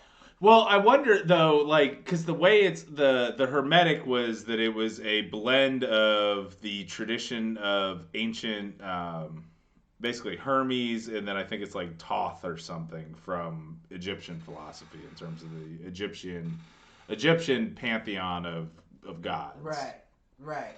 So this goes back to, and we've talked about this in the past, like when you look at world religions, even though they're different, like especially the three major religions, there's a reason why they all share the same tenets and the same creation stories. Right. Like, so to that point, you are still coming off of it's all still being informed by the same initial philosophies. Right. And a lot of that is Egypt going into Greece or into the Grecian pantheon, is that Egyptian was still very naturalistic in terms of the deities. A lot of it was still based on nature. Right, right. So you had the sun god, right, you had the right. moon god, you had the god of death, you had the natural events. Right. Grecian is where you start to introduce things like the god of war and conflict, and so. Right. But it makes sense that those would still have the same kind of origin story. So I hear what you're saying around the Hermetic philosophy and it not making sense. Two together, and even if they shared similarities, those similarities would still have to come from the originator being Egypt. Fair, yes. So yes. I don't understand how you can say. So why you would say ancient Greek and Egyptian? Greece, like that makes. Well, because it was written by Greeks who followed an Egyptian god didn't want to feel that left out. tied into a Greek god. Right. Okay, So I hear what you're saying. I got you now. It's not just them. We're in on this. We agree to it too because we're rewriting it and we believe it. So we're in on this with them. But my whole thing is another reason why it. But that book. Africa. What do you say? When was the book written, though? That's a good question. And I think it was the night. I think it says it too of how this was even brought to mind. Because it says it's originally published in 1908, so this is 3,000 years after the fall of the Greek Empire, basically, or 2,000 years after the fall of the Greek Empire. So maybe it's not. So maybe it's not a homage thing. You feel what I'm saying? All right. So maybe if Greece wrote it, Greece would be paying homage to Egypt that they adopted some of their beliefs from, whereas if you have somebody writing it from 1908, they would assume that Greece and Egypt had the same beliefs, even though they were separated, although we know they were not. Gotcha. You feel what I'm saying? Like, they're thinking from the 1908 perspective of, oh, well, they were similar to here, not knowing that they adopted here from there. Agreed. Yep. You feel what I'm saying? I feel you. So that's why I could see it saying ancient Egypt and Greece. Because I didn't say ancient Egypt and ancient Greece, because then that would conflict. Well, and I think that goes to Egypt not necessarily being prehistoric. Right. But not the start of Western civilization. Right, and that's Greece. Basically, the Grecian Empire was the birth of Western thinking and Western civilization. That's that misconception of history written by the victor. Yep. You know what I mean? Yep. I get to write out all that came before and say we started here. Yeah. You know what I mean? Yeah. But even beyond that, before we get into that, but what I will say is when I was going through the principles and they were talking about nothing is still, everything vibrates. That, and this is just me speaking from my perspective, I've never really heard, I've known one white person that's talked like that. That's like, I operate off of my vibrations. I need my chakras. Gotcha. I need my chakras aligned. Yeah. That's not a very common thing in white culture, at least from my understanding. I actually know one person, and you know this person as well. So I'll be curious to hear who your person. It wouldn't be. It wouldn't be the same person. No, because I don't think you. Because know I think my they're person. You may have met them, but I don't think you know my person. Okay. There is somebody that you know I'm very close to, and I actually think we were all pretty close, who I think kind of believes that philosophy. Right, but I mean she happens to live in New York. I figured exactly who you were talking about, but yeah, that's just not something that you hear. It's not prevalent. About. No, I agree with you. And I feel like when you talk about things like that, it makes perfect sense. Like, everything about it makes perfect sense, and I want you to get into the laws, but before we do that, I want to explain to you the story. Okay. So the story behind this book being presented is, and I won't name any names, but anybody who's very close to us would know who exactly we're talking about. Somebody who has a year left on their bid. Okay. So, and he calls me kind of weirded out. And this is what kind of, it almost gave me chills, the whole situation. Okay. Because he calls me weirded out. Right? When did he? This took place Wednesday. Oh, so this is like recent. Okay. The same time I messaged you was the way the text message was worded. I'm like, it almost felt like this goes back further than. Well, that. no, because when I said, "Oh, I do have something," that was me remembering the conversation I had earlier. Oh, okay. That all day. Right, gotcha. Okay. So he calls me probably 8:30. I usually clock in at 8, so he probably calls me 8:39, and he's like, "You got time to talk?" And I'm like, "Yeah," because I usually don't make my calls till around 11 anyway. So I'm like, "Yeah." So I'm talking to him, and he's like, "Some weird shit's going on." I'm like, "What you mean?" He's like, "So I woke up, and somebody had slid a note under my cell. No name, no nothing. Just said, you have a book in the library." Okay. Right? So he's like it was basically like, you have a book there for you in the library, go get your book. So when he gets it, he bangs on the door. Because of course he's thinking the guard slid this under my door, right? Yeah. So he's banging on the door like, it's a book for me in the library, I need my book. Like, can you let me out to go get my book? And the guard's like, "No, you don't have a book." So he gets upset and he's like, "Check again. I have a note here saying I have a book." And dude's like, "I don't know where that note came from, but I'll check for you." Okay. So he checks. He says he comes back like 10-15 minutes later and says, "There's no book there for you. I don't know what you're talking about." So he says he forgets about it. He says about an hour or so later, a book slides under his door. Now the book is a hardback book, which is not allowed in prison because it's considered a weapon. Gotcha. Only softback books. So automatically he's like, am I even allowed to have this? Like, I don't know what's going on. I am here. so intrigued by where this is going. Listen, Continue. We still haven't figured it out yet. So listen, this is what he says. And this is just because of the person he is. He's like, at first I'm thinking it could be drugs. You know what I mean? Like the the book's hollowed pages. out. Like what they do now is they'll like take like shit and they'll put it in liquid form. And they'll spray down the pages of it. So like if you have to like wet it or do something and you can pull it out of the pages. So he's like, I'm thinking it's drugs, but then I'm thinking who would send me that? Yeah. And then who would send me that in this book? Okay. So he asked the guard, and he's like, book just slid in my door. I need to know who it came from. He's like, I know it didn't come from somebody in here because they wouldn't have access to hardback books. Right. And it clearly had to be passed by the jail for it to get in there for him to have. In theory, yeah. So he's like, I need to know who sent me this book. So the dude's like, I'll check for you. So I guess he goes back to check. Still no records of anybody sending any book. So somebody slid a book under the door. Was it not the guard? And that's another thing. I'm like, who in there have you talked to? Because we're having a conversation while he's talking, and he's like asking me like, who do you think would have sent the book? So I named 3 names, and he's like, couldn't be any of them, because me and so-and-so got into it last year. She cussed me out. She didn't talk to me anymore. Okay. So-and-so's never sent me anything. I don't even think she has the address to be able to send me anything like that. And he was like, the last one, I really just don't think that would be them. And I talked to them like a day ago, and they didn't say anything about to expect a book. Okay.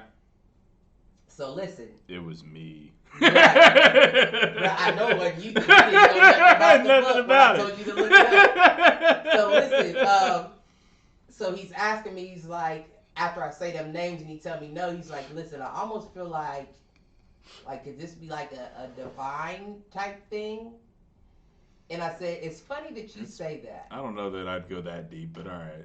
I mean, I understand what you're saying, but the only reason why I say that, and this is why he says this, and this is why I say I almost got chills, because he says, could it be a divine type thing? Because the only reason why I asked that is because I have been on this vibe for a while now. He said there's only a certain amount of people that I talk to in here that would know anything about that, but they wouldn't have access to be able to get me that him something book. Okay.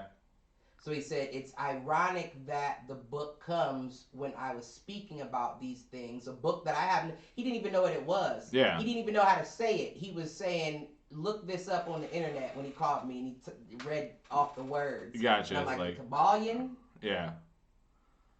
And he was like, I guess, I don't know. Like, but tell me if you see this on the cover. And I'm like, yeah. And he's like, okay, look into it and tell me what it's about, because I just got the book, but I don't really want to deal with it or like mess with it right now until I know what's going on. Especially, I guess, with it being a hardback book. You know what I mean? Because he doesn't want to get caught with it. He's been in trouble for getting into it with other people, so he doesn't want to, know, have that and have them get in trouble. Well, so your whole driving situation earlier, like you don't want to give him a reason. Exactly. So I look it up and I'm explaining this shit to him, and he's like, "This shit is crazy." Like he said, like I almost feel like it could be a divine something because I've been talking. So this is another thing that I want to explain to you is right now he's on a path of trying to figure shit out. Yeah. Right? Like, so what he's doing is he's picking the brains of all the people that he feels know something in there. Yeah. Because he said which makes sense. He said some of the smartest people are in jail because they thought they were too smart until they got caught. Right. And he was even explaining some shit. Meanwhile, I will tell you, every cop friend that I have or cop friend that I associate with, would say that only the dumb ones get caught. And I don't mean to be disrespectful. I ain't meant to be. I don't think it's disrespectful. You know what I mean? Like you also got to think like this, and that's another perspective thing. Is you're thinking from your job, right? You're thinking from how many people I catch. Right. You also got to think about the probability. True. Because if I've been doing this my whole life, you're not good at your job. Right, because you've been doing it long enough where you haven't got caught up until this point. Doesn't mean that I'm dumb. That just means that by probability I was in the wrong place at the wrong time out of the 30 years I've been doing this. Right. One time I was in the wrong place at the wrong time. Yeah, that's true. That one time you catch me with shit and you pose me as a dumb motherfucker, but truth be told, I done made millions on this doing it for the past 20 years. You're just now getting hit to me. I mean, yeah, I don't know. If you made millions, well, why are you still doing it? I'm just using it. I understand what you're saying. I'm just saying, if you were actually doing well enough to basically not have to do it. That's the thing. That's the thing. Because once you start doing it and you see how easy it is to make money like that, you don't want to stop. See, I almost go to, if you're getting to that point, then you've made enough where you should be able to insulate yourself, which is what the real gangsters of the age did. It doesn't work like that, though. But the real gangsters of the age also were operating when there was a code. Fair. When everybody under you operated under a specific code and they were checked by the person above them. There's no structure nor no code currently. I hear you. I hear what you're saying. So once you get into hundreds of thousands of dollars, there's no way you can continue that without bringing others in, right, which end up getting you caught up in a situation. Fair. And then by that point, it's actually ends up being more serious. You got caught, but it's like I've been doing this. Well, that's where you end up getting caught on federal charges for racketeering or whatever else. Not to myself, but if everything fell apart and I had to go back to doing some dumb shit, and just off of nothing at all, just off of moving shit in the streets, I could very easily make a couple $100,000 in a 6 to 8 month time frame. Got it. That's not hard to do. You know what I mean? Like if you're doing something and you're doing it right, 1,000 a day is not a large. It's not It's not like, oh, you made a whole lot of money. No, you probably made average money. Yeah. You made average money that day. No, I hear you on that. But motherfuckers on the other side only look at it from me catching you. Right. And a lot of people I catch are dumb. So I assume you fall in line into with them that because you are that. When truth be told, listen, this is what he told me last time he talked to me. He said, I talked to somebody, he said the other day, he said, I'm a no good. He said, I'm a no good person. He said, nobody should trust me because I know how to manipulate people's minds. He said, the best way to manipulate somebody's minds is their emotions. He said, if you can get close enough to them to get them angry, sad, or upset with you, that means won. that they're invested. And once they're invested, you can have them focused on your right hand while your left hand is working. Which all makes sense. That's completely accurate. That goes to the whole reason why you can't get hurt by someone unless you trust them. Right, unless you care enough to get hurt by them. Yeah. Like we were talking about with the Jeffrey Dahmers and the right, exactly. Listen, you gotta give them opportunity to serial kill, so you're giving them something by doing that. But it's a lot of people in there that have that knowledge that use it in a way that it could be reversed to benefit. True. No, but that's that, and that therein lies the problem, is that putting your trust in people can, and this goes back to Raya and the Last Dragon. Right. Putting your trust in people can actually that's the only way for us to evolve. Right. At the end of the day. Right. Otherwise, 100%. We plateau and we stay where we're at until we learn to trust. But the problem is that when you've got people taking advantage of that trust, and I don't even mean in the sense that you're talking about at the personal level. I mean from the top. From the top, exactly. When you take advantage of the trust there, that then puts me in a position where I feel like this. You have to trust me. Right. I'm your employee. You have no choice but to trust me. So if I show up to work 15 minutes early instead of the time you want me to clock in, and I do all the work you expect me to do by the end of the day, that means I've rocked you to sleep 2 years from now. Now I'm considered a trustworthy individual. No, I'm not in a position to try to fuck you over, but if I was, now would be the opportune time. Because you've built that relationship, that trust. But I'm very much the kind of person that's like, you know what I'm capable of. So if I choose to take a week off and work at half speed, that's on you. Oh, no doubt. You feel what I'm saying? Because you know what I can do. Well, and I'm not going to get burnt out by you because you know that I can do it. Exactly. So next week, I'll work at half speed so you know not to give me so much the week after. Well, and you and I we've had this conversation, and not to tell on myself, but I mean, and the flip side is I told my superiors this at the time. I had probably 9 months out of the last year where I wasn't doing jack shit. Shit, I wish. Where I was not doing jack shit. And the flip side is that anytime something got thrown over to the fence to me, I handled it no problem. Right. But it was also because I was way underutilized. Now, everything has caught up with me in the last 3 months in terms of I got too much on my plate right now. But at the same time, that's how karma works. That's one of the principles in the book. Exactly. You'll pay for it later if you didn't pay for it now. Right. And so with that, I got a question in terms of just where we're at. So we got 20 minutes, so we're at 2 hours. I think we got an opportunity for a good conversation here. Do you want to go through kind of the principles in the book? Because I got to take a piss and then tag back, or do you need to take a piss too? Let's do it. Well, then here's what we're going to do. We're going to take a quick, probably 3-minute break here, and we will be right back. I haven't heard that. Anyway. I know we don't play it often, so we'll get it going, and we'll be right back.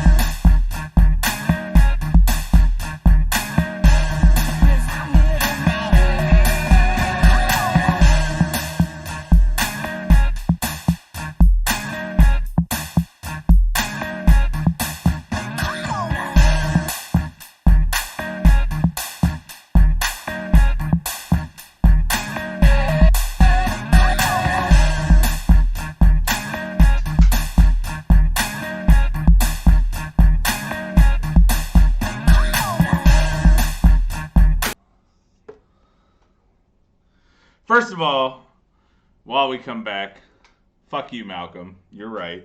What did he say? He said piss break, LOL, old men over 30 issues. He ain't wrong. I mean, Malcolm, here's the deal. First of all, you young motherfucker. Listen. He ain't that young. You'll get there. I will say that I'm also a diabetic, so that problem doubles in terms I of. would say that I don't go to the doctor, so who knows what the fuck's going on with him? But I got one for you. I'll hear it on the playback. I'll hear it surprise me. You'll enjoy it. You'll figure it out if you think about how long it was. All right, so getting back to where we left off with the, is it the Kybalion? Yep. The Kybalion.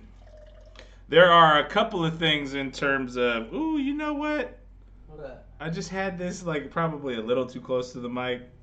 That might be another sound effect we need. I know that's right. Like the Do Fools Agree intro, that's what it should start with, is the pouring of a beer. The crack and the pour. Yeah, absolutely. We got to get Aaron. Aaron, I'm looking at you, bud. But getting back into it, so the book is theoretically, as we talked about, booked on Greek and Egyptian philosophy. And Don't say Greek first.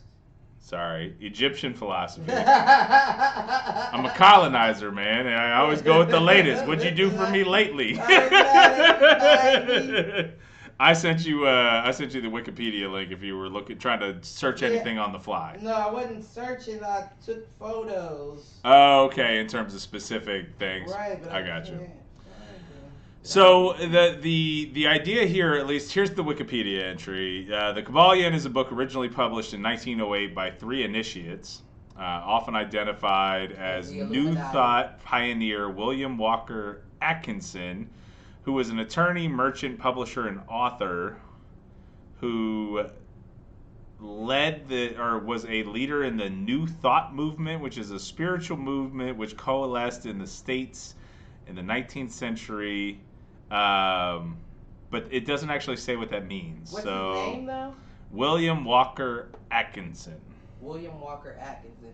Because now that I think about it, he had to have been a forward-thinking person to have even put that into path in the title. Because technically, you could have just said Greece, and people would have had follow through with the two. Agreed. They would have agreed Greece alone, especially from. It had to be a white dude in 1808, or right? 1908, I mean.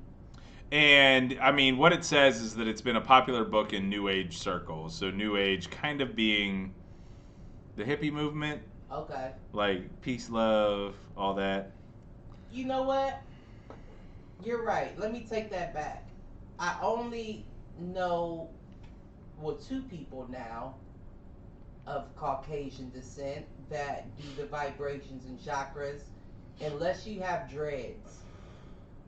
Usually white people with dreads are on that same. You could probably pull his collar and you might grab a crystal off of their neck. Well, that goes back to we talked about soul on this podcast in terms of the Pixar soul. Yeah. And what's his name? Moonbeam or something. He's the white dude with dreads. Yeah, basically. Who's the sign twirler? Yeah, I'll give them peace too. A few. Now I don't know them personally. I know of some, but I don't know them. You know what I mean? Like I'm not. I mean, judging by the porn I watch, they're also very kinky people that are just in touch with that. With dreads? So. I don't think I've ever seen a porn. With the white person with dreads? Yeah. I was just talking more of like hippie feeling looking, not necessarily dreads specifically. See what that search looks like. White dreads porn. Oh goodness! Speaking of dreads, and this is category. Not an inadvertent thought, but just more of an aha moment this week. So I was watching or listening to Critical Role, which is a Dungeons and Dragons podcast. I think I'm gonna try to do that too. But the guest on the episode I was listening to was not a white dude with dreads, a black dude with dreads. It was the Ezekiel from Walking Dead. Yeah. Yeah, no, He had the tiger. Yeah, he did 2 or 3 episodes on Critical Role. Oh, and I like his voice too. Exactly, which made it even better. Yeah, and like, he did something. it's that podcast. First of all, it's like 3 or 4 hour episodes, I'm not so worried, it's but that would be perfect for me because it gives you something to listen to in the middle. Like yeah, 2 a day. I'd probably get through that second 3/4 before my day would be over. So what I would recommend is I would listen to the current campaign and not the original campaign. Okay. But you'll want to look for campaign 2, episode 1. Okay. Anyways, so he was on that, and that just made me think of that. Right now. But what we were getting into with the book is that Right. basically the idea is that there were 7 hermetic principles, and that this book kind of elaborates on. And I'm actually curious because I'm reading these principles. A lot of this ties to things we've talked about in the past. Right. And there are some things Without where even knowing about it. True. And I think where there are some things where we disagree with what those quote unquote principles are. Or if we don't, society is starting to disagree with some of the principles. No, I'll say society. What I will say, no, I know the I one misspoke. Society would disagree with some of I those know the principles. one specific you're talking about, and I actually have a pretty interesting. So let me take read on through that. them all, and then maybe we go one by one to Yeah. say what we think it means and how we interpret that. Yeah. So the first is the principle of mentalism, which is the all is mind, the universe is mental. That one is probably the most nebulous to me. Well, see, that makes perfect sense because. Is that the, like, perception is reality kind of? Well, I mean, even beyond that, like, I'm even thinking from the stance of, like, how they say the different galaxies connecting is the same pattern of your brain. Basically a connecting, neural sending network. Sending signals. Got You know it. what I mean? So that leads me to believe that those signals, those connections that, send things could be wormholes in our actual solar system that allow things on Synapses, our same basically. vibration Got it. that are pulled to. You know what I mean? Which would mean that if there was life out there, chances are at this moment they would be aggressive because the vibrations we're putting off from Earth Are super are very aggressive. Very aggro. So I would imagine if there was a wormhole that would connect that brain, synapse or whatever goes on, would be something aggressive coming through that hole because of the vibrations we're putting off as a whole. Okay, from so the Earth. because you're already there, I'll skip ahead to principle 3. Okay. Then As above, so below. Oh no, I guess it's principle 4. All right, let me just keep going in Okay. order. But you're getting into the vibrations one, which is principle 3. Right. So principle 2 is the principle of correspondence. That is the as above, so below. And I'm gonna tell you something. As soon as I read that, Yeah. the first thing that came to mind was This Is Us. Okay. The Jordan Peele movie about the underworld, the bad version that broke into the actual world to try to kill them. That is just Us. This Is Us is a family drama on NBC. Oh yeah, Jordan Peele has nothing to do with about that. But I got you. Is that the Mandy Moore joint? Yes. Okay, I remember you saying something about that. It's a good show. You should check it out. It's very, very emotionally draining watching that show. All right. So principle 1 is the principle of mentalism. The principle 2 is the principle of correspondence, and so that is the as above, so below. The yin and the yang. Exactly. So we'll get back to that. Well, you know what else is funny? Can we let me go through all of them and then can we come back? Okay. So the third principle is the principle of vibration, which is nothing rests, everything moves, everything vibrates. Principle 4 is the principle of polarity. Everything is dual. Everything has poles. Everything has its pair of opposites. Like and unlike are the same. Opposites are identical in nature, but different in degree. Extremes meet. All truths are but half-truths, and all paradoxes may be reconciled. Principle 5, the principle of rhythm. Everything flows out and in. Everything has its tides. All things rise and all things fall. The pendulum swings, manifests in everything. The measure of the swing to the right is the same as the measure of the swing to the left. Rhythm compensates. But that's not necessarily true, though. Let's get there, because I'm with you, and I think that's one that we can come back to. The 6 is the principle of cause and effect. Every cause has its effect. Every effect has its cause. Everything happens according to law. Every chance is but a name, but for law, but not recognized. There are many planes of causation, but nothing escapes the law. And then the last principle is, when we were talking about probably, gender is in everything. Everything has its masculine and its feminine. Gender manifests on all planes. So, scrolling back up to the top, and let's kind of tackle these one by one. We started to talk about the principle of mentalism, meaning, and you and I think I'm on the same page with you in terms of, well, no, your commentary was more on vibration. So I guess when we talk about mentalism, is that the idea that what that means to me is perception is reality. Like what the mind portrays your universe as, that is what's real. Whether it's real to you versus real to someone else is a different concept, but... Now that, I understand exactly where you're getting at, and that makes sense to a point to me, but I think I look at it from more of a general perspective, just because your perception is your reality is all, it's...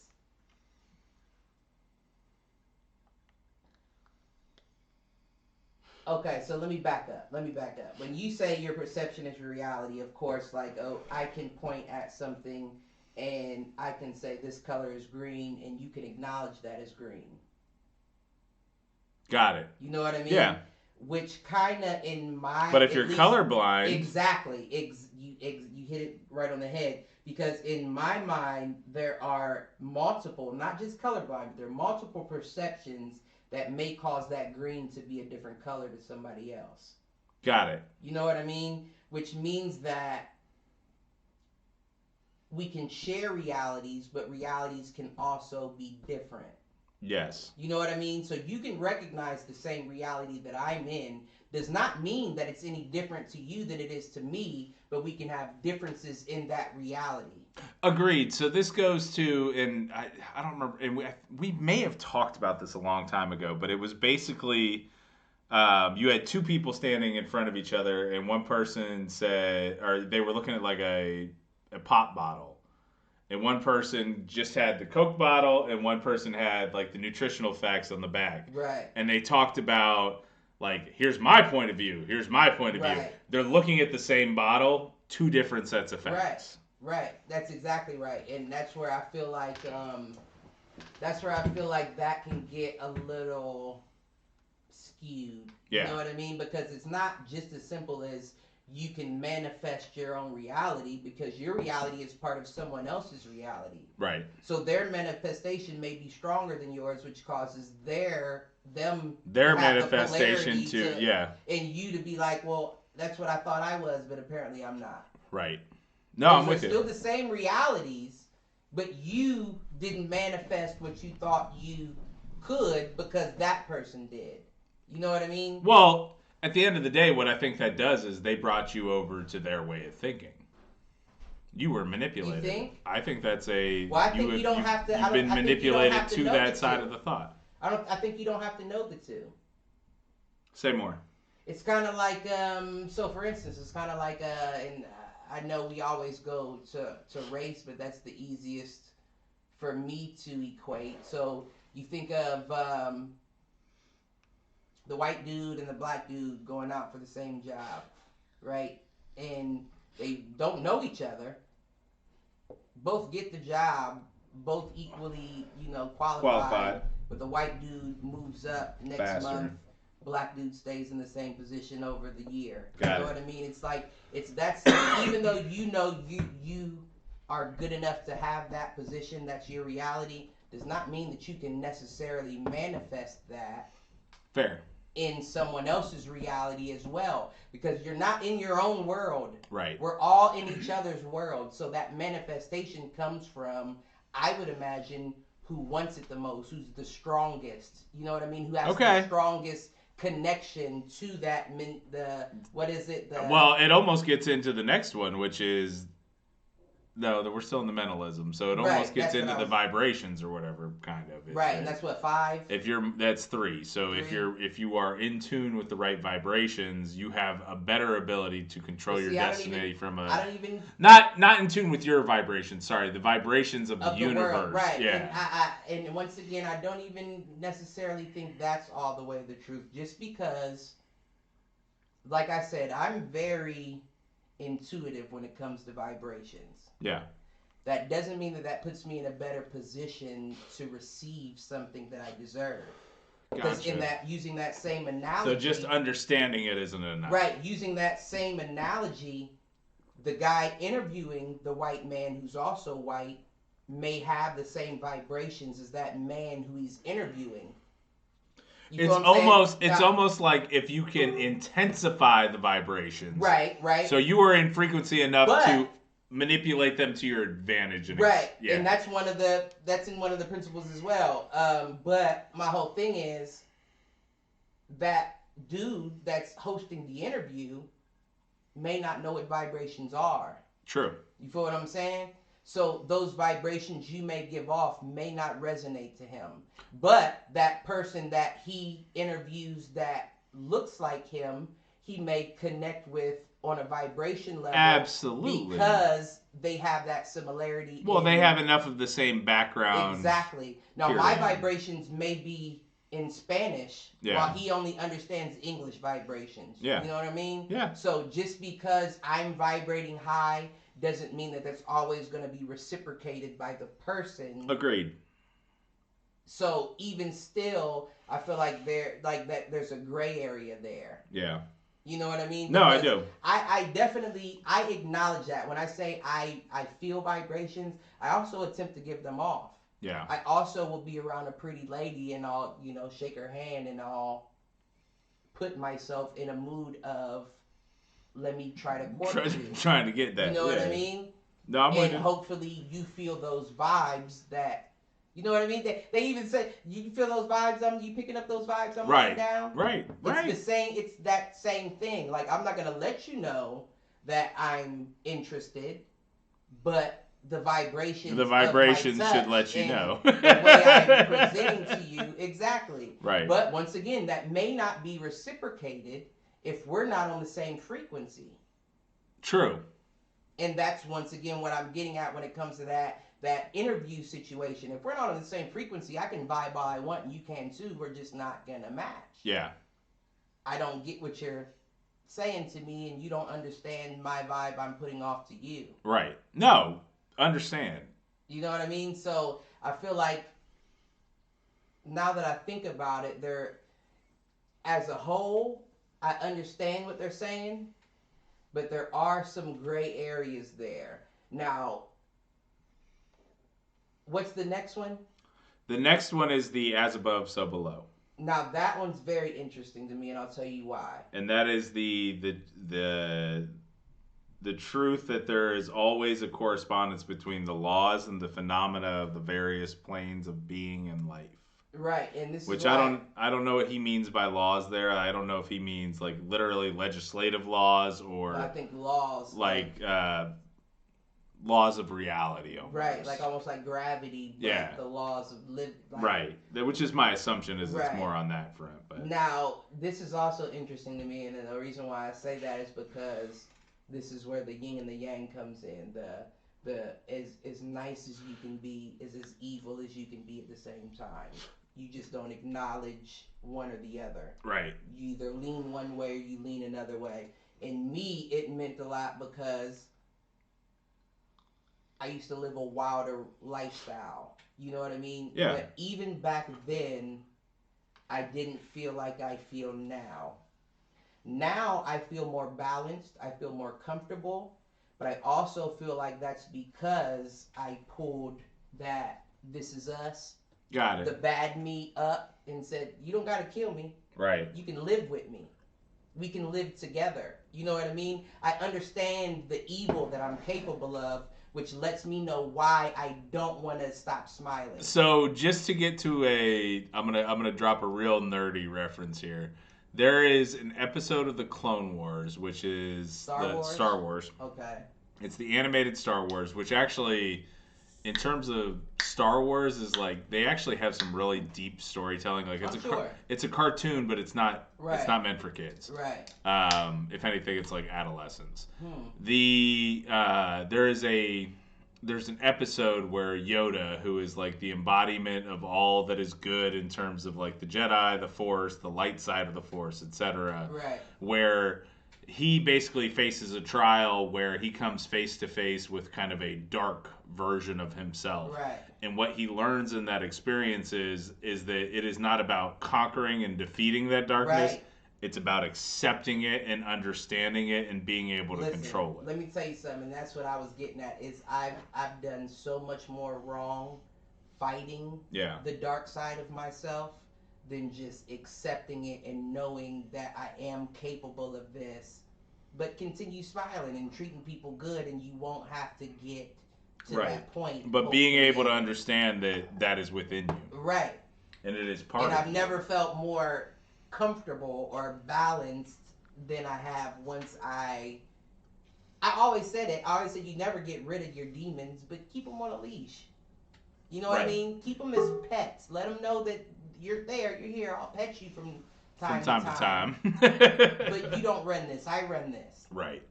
No, and you and I have had to, I think, to talk a little bit around like the amount of anger that like I probably didn't let out through the first 12 years of my life, 13 years of my life, and then I found football. And I was able to at least channel it all into a good place. That could have been dangerous. Absolutely. The only thing that saved me was the fact that I got humbled because my father put me in fighting so young that in order to learn, I got ass whooping after ass whooping. Right. And it was like, no matter how angry you get, you're still going to lose if you don't calm down and focus on what you need to do. No, completely with you. And I actually think that was why I'm surprised I was able to... Not saying that I never ran up against somebody in that sport where I was bested, but it was. But it's how you look at them too. But it was also very rare.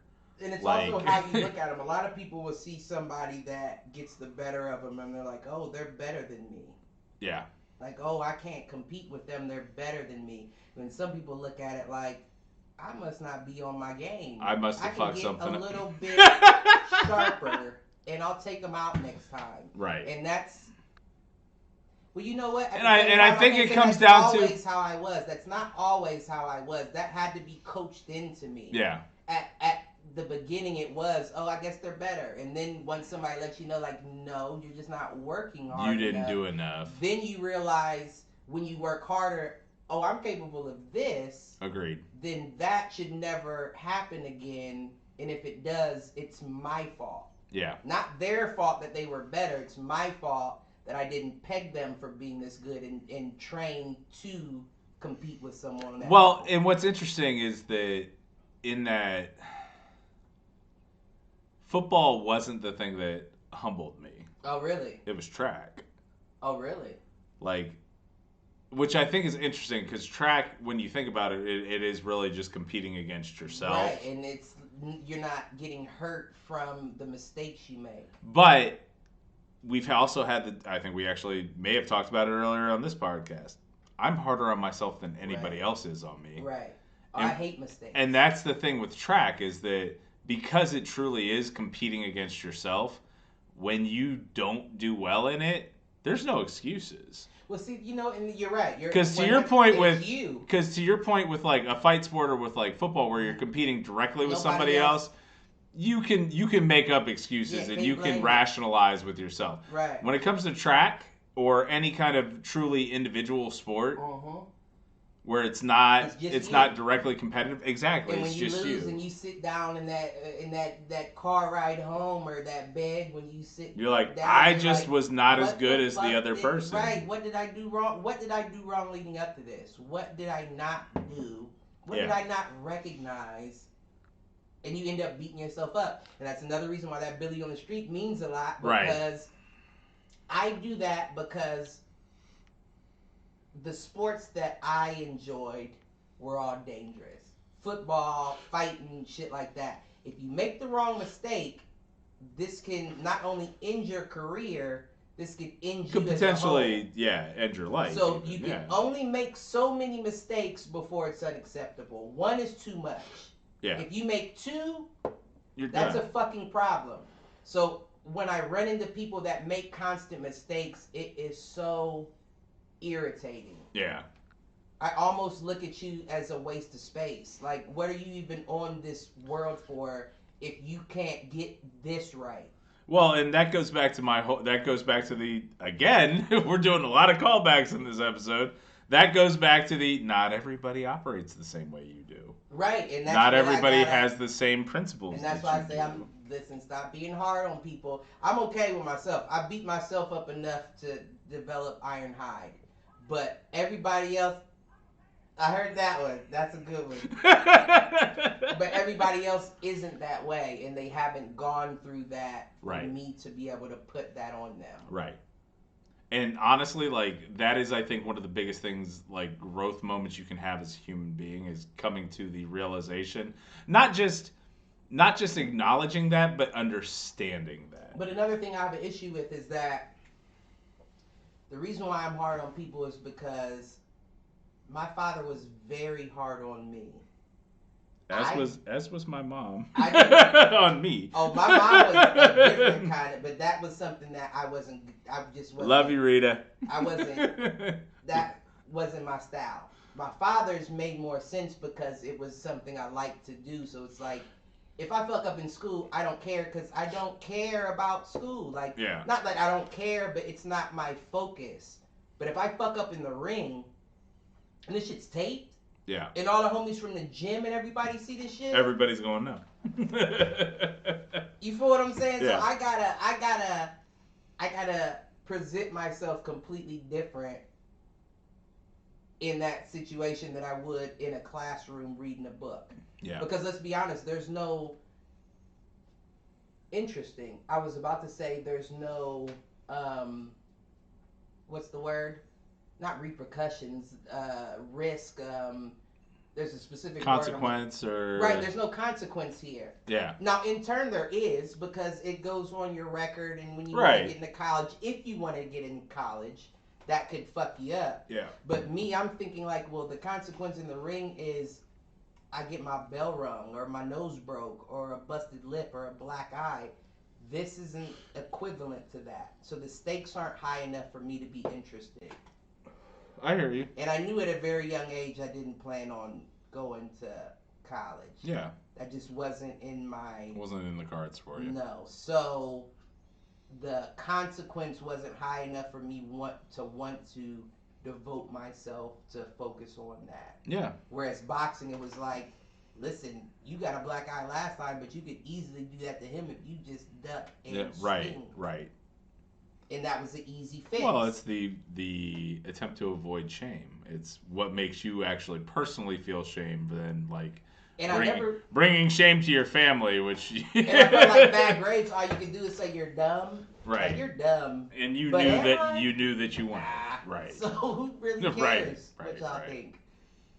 All right. So kind of to bring this back. So I don't know that we hit on the as above, so below as much there. Maybe a little bit. That was the yin and the yang. That when I said bringing the below up to my level was what made me feel balanced. Got it. Not fighting the demons, but accepting. That's the accepting. That's the accepting that you have them. Got it. No. Okay. I could get behind that. What I think will be interesting is when we get to number 4. But number 3 was the principle of vibration, which is nothing rests, everything moves, everything vibrates. I think we have hit that one a little bit to death. Is there more that you want to talk about there? I do. Oh, wait, was that? Well, what I was talking about with that was with the third, the as above, so below. With the vibrates, I didn't really think we were talking about. Well, we didn't talk about it just now. We talked about it with the vibration, the one before, in terms of mentalism. We got a little bit more into the vibration. The only other thing. So what else do you want to hit there? That is that I do feel that, and I know this is going to sound very far out, but I do feel that certain things can be manipulated if you are in tune with those vibrations and frequencies. Which I you know think what I mean? How certain people can say, like, I put my hand through a solid wall, and I didn't even punch it or use force. I just reached. You know what I mean? Yeah. I'm not saying that doesn't sound crazy. Yes, it does. But, and there's a big but. But if that is something that you truly believe in, you can manifest your own reality, and you do feel that way, and you feel those vibrations are in tune with them. I feel like you can manipulate certain realities, manipulate reality. Okay. I think about it more at the metaphysical level. So I think of it more at the mental level, that if you are, and it comes back to trust. Like, if you are vibrating at the same frequency as either your environment or another human being, you are better able to either manipulate that situation, that person, etc. And you can manipulate doesn't have to be, and I know manipulate feels like a negative connotation, but it's not always negative, right? It's like, you can manipulate somebody to believing more in themselves. As a coach, that's something that I have to do. Did you read this or did you watch the video? So there's a video. Is there a video? Okay. I didn't watch a video. I read, like, you sent me the Kybalion, and I went to Wikipedia and looked up shit. I'm different.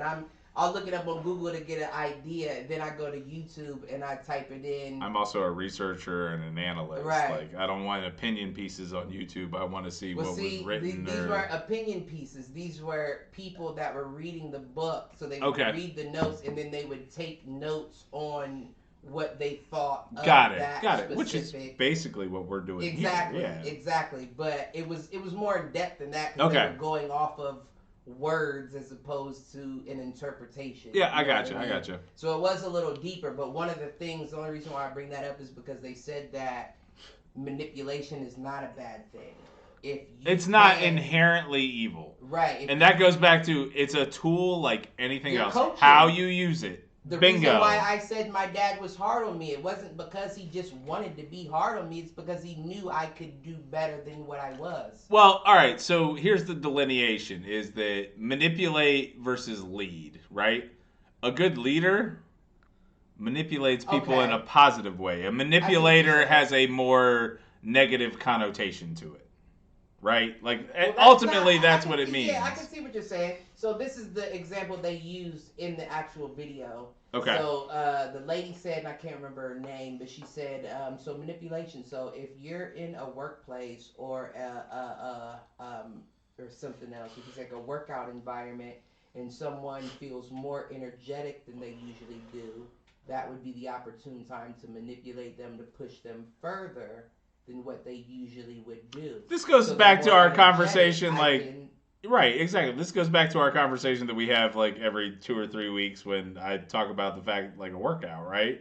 Right. Some days you feel great, some days you don't. Even at work, some days I'm like, I don't feel it, and some days I'm like, I'm gonna knock this out too, just because I feel like. Exactly. I hit a point. It's funny because, like, what was it? Last Thursday, I struggled to deadlift 450. Which for me should not be that big an issue. Right. Tuesday, I put up 475 in a fucking squat. Right. Squat is more difficult than deadlift. So I'm like, wait, why is this happening? But to your point, on days where you're vibrating at maybe a higher frequency, it's easier to turn it up that extra notch. Well, see, on days where you're and higher frequency might not be the right term, but you know what I mean, though. I know exactly what you have good days and you have bad days. We always vibrate on the same frequency. I just think the volume is different. The intensity is different. Right, like, gotcha. So I could turn up the intensity, and then that vibration may be felt at a higher radius than on that day where I did a 425 deadlift. I wasn't vibrating too high. Right. I was still vibrating on my same frequency, but it wasn't high enough for me to get the decibels, result. the frequency was the same, the decibels weren't. Exactly. So yeah, intensity is a lot better than volume in that regard. Same idea. Right. But yeah, no, I do think that's that's where it comes from. I mean, that's a small scale, but yeah, I do feel like that's where it comes from. Yeah. Usually when I think of vibrations, I think of connecting. Okay. You know what I mean? Yeah. I think of almost like a handshake. Right. You know what I mean? This is before we get close enough to dap it up. I'm sending my vibes to see how you receive them, as I'm hoping you're doing the same. Yeah. So if I receive them welcomely, then we get to a point of I don't even know you, but nice to meet you, sir. Yeah. What's your number? I'll give it to you next time. Yeah. You seem like a good dude. No, I'm with you there. But at the same time, you also get those ones that are awkward, and it's like right. Let's think about it. Let's think about it this way. If I was in tune with my vibration at a younger age, would I have made the friendships that I made throughout life? I mean, because I can't say that you're not vibrating on my frequency, because something definitely drew me into you. But those vibrations may not have been positive as I would have hoped them to be. I actually think that... Or is it a situation where you're brought into everyone's life to touch them in a certain way, regardless of how they take it? You know what I mean? Yeah. Yeah. Because certain people, I get questions where it's like, yeah, you didn't change yourself. You didn't got yourself together, but you still hang around a lot of rougher people. Do you feel I'm never going to give up on my people? Right. I'm not. Well, and I mean, you and I have talked about this a ton, right? Like, just even our friendship. Right. Like, yeah, two very different positions. I mean, we did have a lot of time at very formative ages, probably, where maybe we got more into sync because of that. But like, there was a good stretch there where like you and I didn't hang out, didn't talk, but it was always cyclical with us, which is we'll get into in Principle 6, which is the principle of rhythm. Right. But I thought 6 was the masculine feminine. No, 5 is rhythm. 6 is cause and effect. The last one, 7 is masculine. Right. Okay. So just to kind of keep us moving, because we're at 2:20 now. We've been. Let's get it. So, principle of vibration. The next one's the principle of polarity. I do think we've already hit on this one. This was the vibrations, the pull and the push. It's everything has a pole, and it's you have a good side, you have a bad side.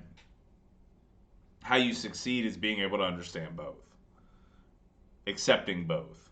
Accepting that by nature we are... Is that kind of related that to the as above, so below? Okay. The yin and the yang. I can see that. Polarity. Well, no, absolutely. It's definitely the yin and the yang. I think when I think about as above, so below, that is there's a natural order to everything. See, okay, so that may be from the video, that why I got my interpretation, because when they did as above, so below, what they did was they showed the tree of life. Yep. And then they showed up under the ground how the roots are in the same shape of the tree, but they don't share the leaves. Gotcha. So that, in my mind, brought me to This Is Us. You have the same shape as me, but you don't share the same fruits or branches. The same belief. And you're envious of my fruits on the top side, right? So what the movie Us was about is the bottom side saying, I want those leaves and those fruits on those branches. I'm going to take my roots up to the top and kill your tree and replace it. Yeah. When what I said was, nah, G, just let me grab one of your roots with my branch and we can share each other's sustenance. Got it. Yep. You feel what I'm saying? No, I got what you're saying. I'm going to feed you even though I won't even call it evil or bad below, but you're without what I have. Got it. Yeah. I'm still going to feed you with this branch that I'm reaching to you with. It's up to you to grab it. Got it. And then that's what brings the yin and the yang, the full circle. Once you grab that tree branch, that root, and say, no, you're a part of me too, that's when you come full circle and say, yes. Well, and the philosophy there is, what's interesting is that if you look at a tree, the fruit that doesn't become something else is absorbed by the roots. Right. So if you don't evolve, if you don't take the next step, you basically become a part of the system. Right. That you were sprung from. Right. No, that's exactly correct. So I guess the polarity aspect of it. That felt a lot deeper than I think it actually was. No, I don't think. I think it was right on par. But I do think like the polarity aspect of it, at least for me, was the push and the pull, kind of like hit the showers. Yeah. Like I'm gonna do something that I love to do, and naturally, the people that enjoy doing it will fall in line. Yep. The people that don't will show their face and eventually die off. Right. But my polarity will pull in the people that are the right fit. Need to be involved in this situation. Like your punk ass FB that's in the chat. Right. You know, he's all right. He's all right. He know you punk ass motherfucker. I love him though. That's my nigga, but. So the fifth element or the fifth principle there, moving past polarity, is the principle of the rhythm, which is everything flows out and in, everything has its tides, all things rise and fall. I will show my geek side here again. Uh-huh. That is the same thing that George Lucas talks about with Star Wars. He says Star Wars is poetry. It has rhyming verses. It will always repeat itself. Right. And that's the reason why people love it, is that there's this, and then there's this beat, and then you know those beats are going to be repeated later. Right. And it's the whole, the good versus evil, father and son, but it's always, in my mind, that's where we come back to with what I refer to as the cyclical nature of life and the cyclical nature of culture. Like, it continues to spin, but the spins, and where I think we're getting right now, it's almost an opposite of what you would expect from a vortex. So a vortex, it gets tighter and tighter and tighter as it goes down. The polarities feel like a tornado. It's not as far apart as you get exactly. And I think of it as getting tighter. Exactly, though, where we're at as a society right now, it's almost getting out wider. Right. And so this is where we're getting to as a society, where you have the polar opposites, funny enough, coming back to the other one. Right, that's also a matter of perspective. True. Because did you say tornado at first? No, I was doing this, and I think you picked up, that said tornado, cyclone, cyclical. Right. But it was the same principle. You got exactly where I was going, which is, okay, so when they circle, I was going down, you were going up. Right. I'm like, it gets closer together. What it feels like, it's actually the opposite that's happening right now, where it almost feels like we're getting further apart. Spreading out as we go high. And I agree with everything you said. Now, what I'll say, what were you about to say? I was just going to say, I guess my point is, I think my instinct, and not saying that's right, but my instinct is we should be going this way, and it should be getting tighter as you go down, not widening as you go up. We do more damage together when the tornado finds its rhythm. Right.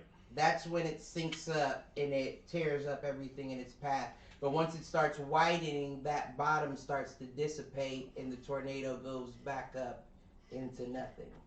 And this goes callback to the futurism episode where I said we're either on the step of evolution, right, to where it's getting tighter, right, and you are on the side of it's oblivion, which is it's getting dying. it's spreading and it's falling apart. Right. Whoo. Yeah, that's deep. That is deep. That's very deep. Oh, that is man. Deep. But what I'll say is this. This is, you gave the geeky version of the rhythm. My version of how I received that was from fighting. Okay. If you're standing flat-footed, you're going to receive all the punishment. But if you're in rhythm, moving with the flow, and you're bouncing on your feet, when they throw that punch, you're already in rhythm to be able to step back and follow with multiple punches in return. Right. But if you're not in rhythm, if you don't recognize the rhythm of the world and your feet are flat, you're going to get knocked out every time. Agree. Yep.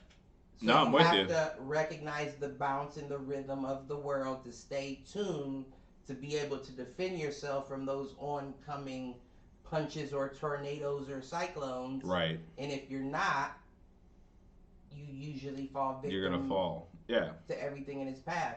But which, by the way, remind me tomorrow. Hit the showers. Let's hit on the Adesanya fight. Oh, and yeah. him getting swarmed because I know you didn't do a post game show. No, we didn't. So. Did you listen to the last episode? Wednesday. No, because I saw it was NBA and I just haven't had a chance to listen to it yet. Last 30 minutes. Okay, is that where you got to? Yeah, that's where we probably got around that. All right. But on to the last, and this is my favorite of them all. Well, we got one in between. Oh, we do? And that's cause and effect. So every cause has an effect. That's karma.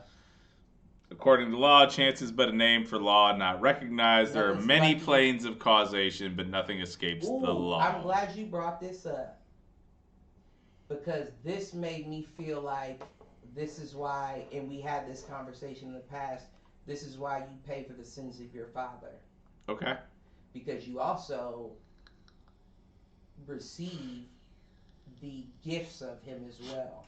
Fair. You feel what I'm saying? When your father dies, everything that he accomplished gets passed down to you. Yeah.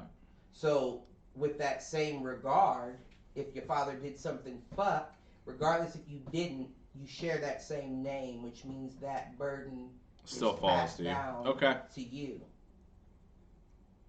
So that whole situation let me know that, at least to me, let me know that it's deeper than just your decisions.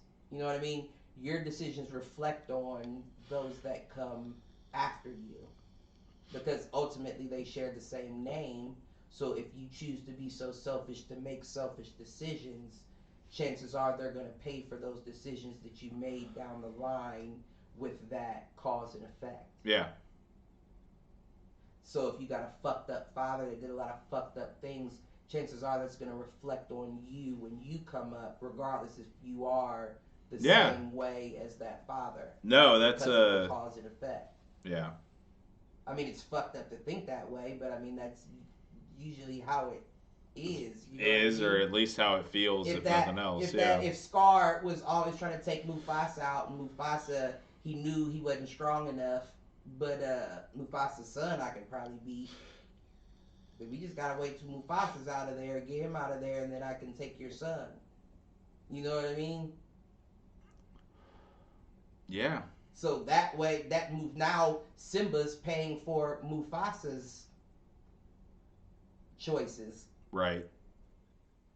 He's just a cub coming up, but you don't know.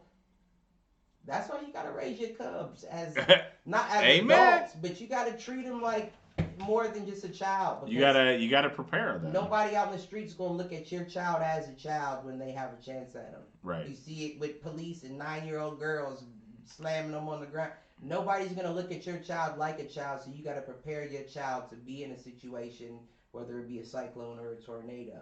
Yeah. No, I'm with you. You know? All right. That's my favorite one, though. The masculine and the feminine. The only reason why I say that is because we have had many conversations on this podcast. We have. That could be construed as a patriarchal or misogynistic way of or thinking. Yeah. But there was an episode about a month ago where I actually don't think that was the case, but that's how it got misconstrued. It's all a matter of perspective.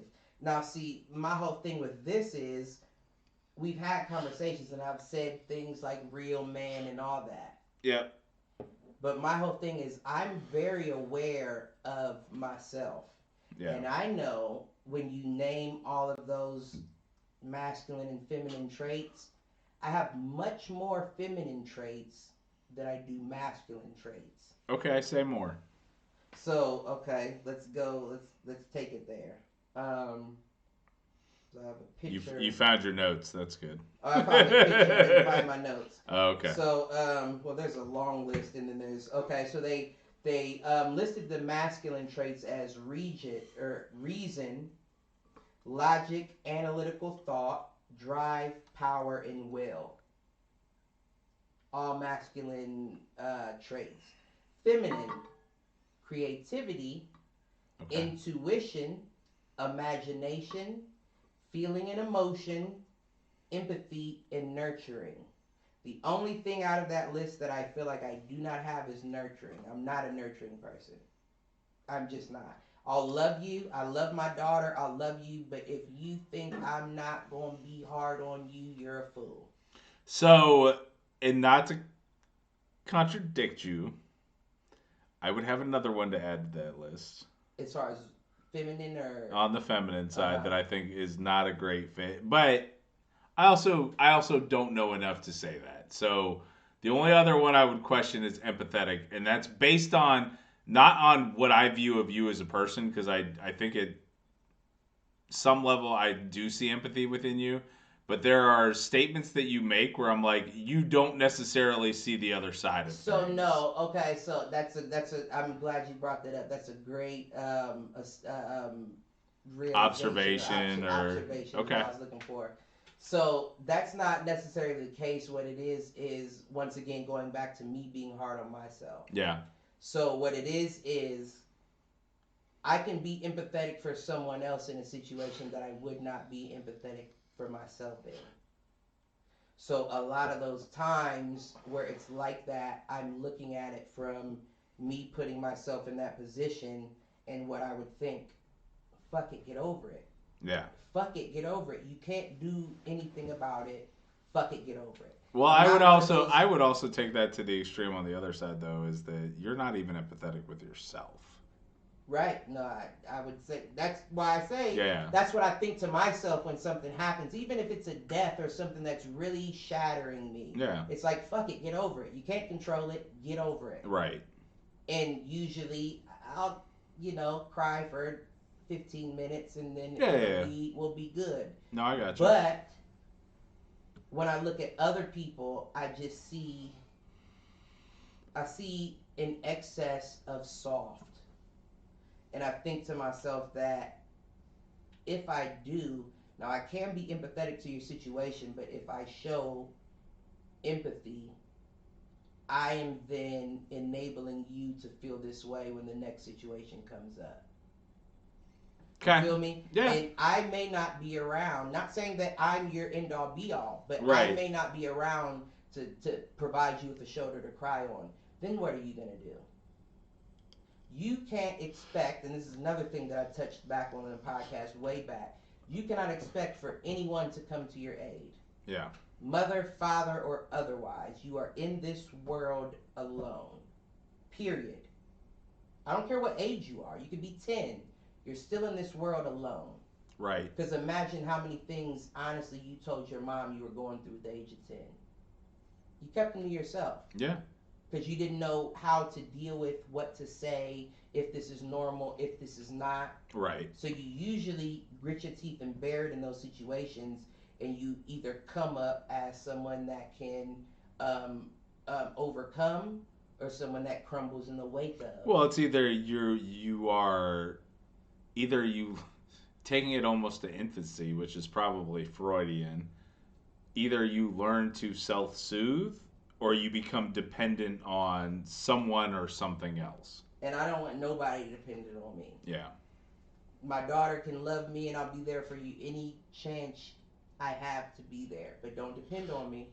Depend on yourself. Because yourself is the only anchor you have here. Yeah.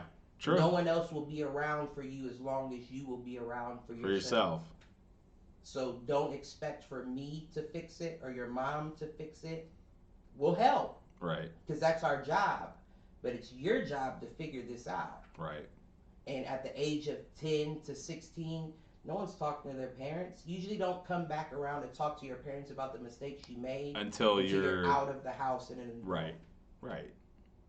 So don't expect for me to be there to assist you in all of the troubles you have, because you're not going to let me know half of the ones you go through, and the half that you do let me know about, I'm going to say, that's dumb, Karma, get over it. Right. That's stupid.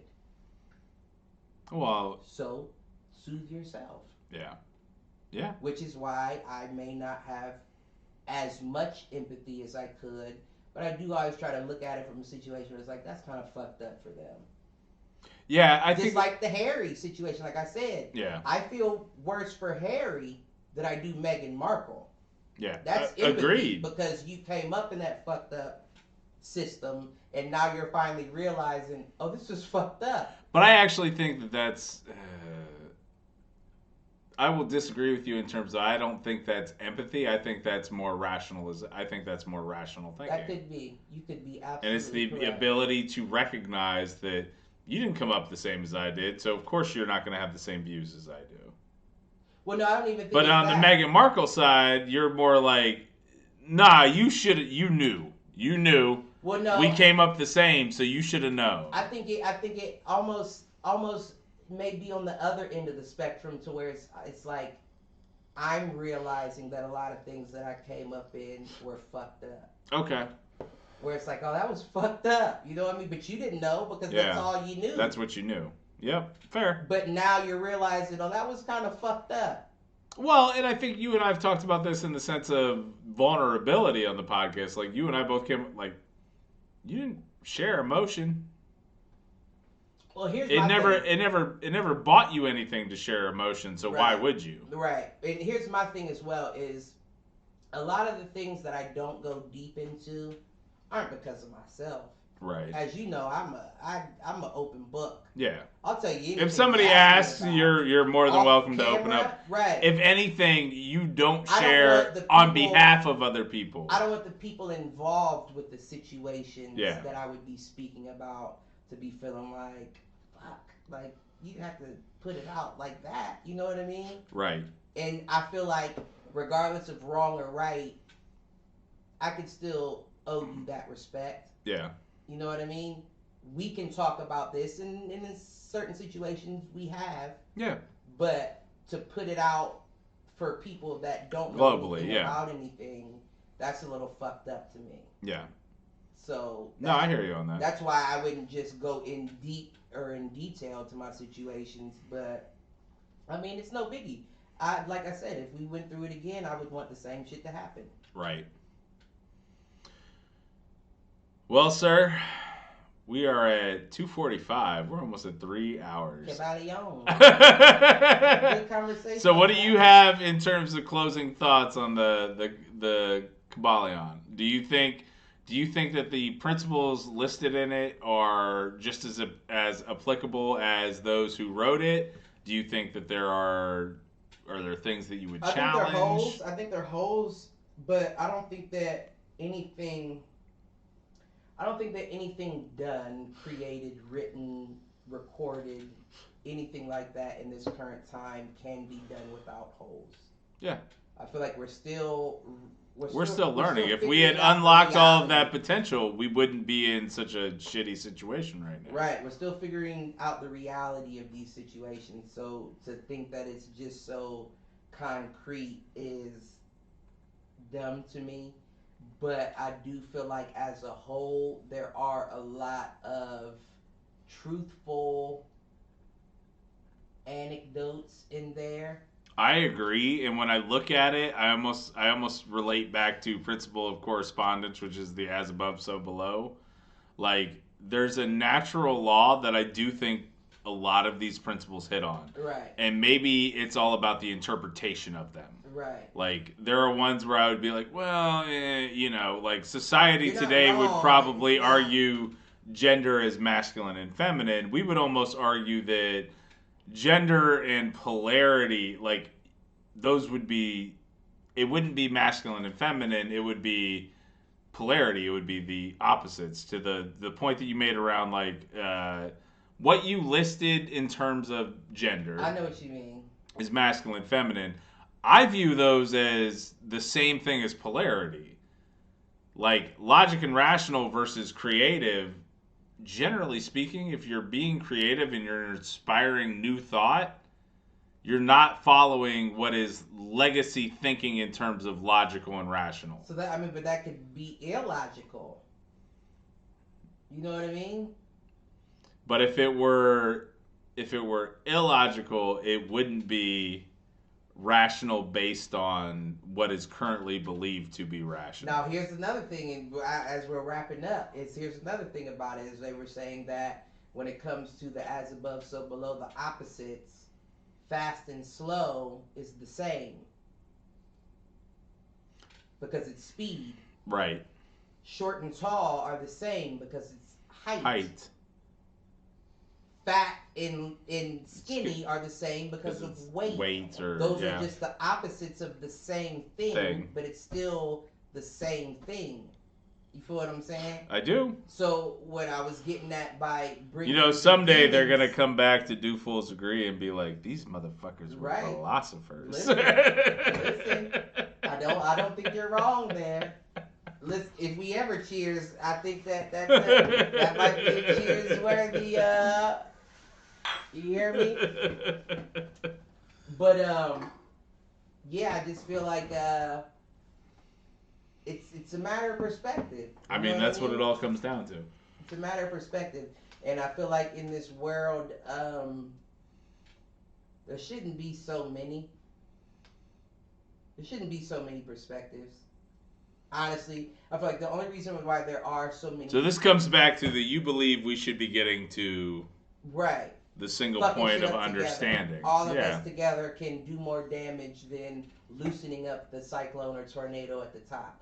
But my whole thing is, if you have so many different perspectives, that means because you have so many different class systems.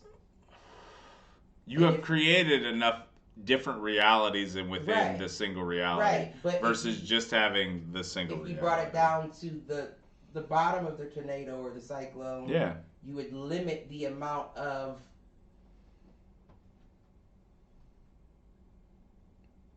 differentiation between the two. Basically, that's what I was getting at, and then you wouldn't have so many different perspectives. Agreed.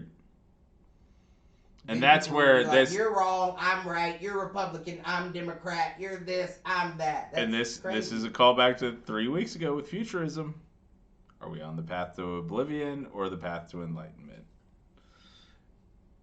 I mean, I gave my perspective. And so with that, we are going to go ahead and close out tonight.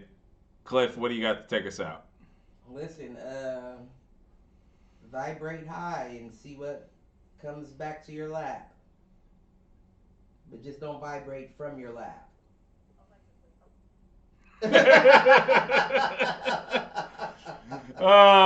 Hey, thank you for joining us for another episode of Do Fools Agree. Do us a favor, if you like what you're hearing, subscribe to the podcast over on Apple Podcasts, or check us out on Facebook, YouTube, all that shit. We have a couple of different shows coming up here in the next couple of weeks, so twice a week is where I think we're landing with the Hit the Showers podcast. So if you want to hear Cliff's take on sports, I'll join occasionally. Our boy Malcolm also kind of co-hosting there with Cliff, as well as a bevy of other guests. They talk about NBA, NFL, fight sports, etc. They get into all of that. In addition, we have a couple times a month the Mind and Body Understanding podcast with Jeff Pharion, presented by the Pharion Counseling LLC and hosted by the Foolproof Entertainment Network. Generally speaking, good mental health podcast, talks a lot about, honestly, some of the stuff we've been hitting on lately here at Do Fools Agree in terms of... I was about to say, after we fuck you up... go get some mental health from Dr. Pharion. But maybe you can save your money and pay us a couple of dollars. I'm just playing. I was only kidding.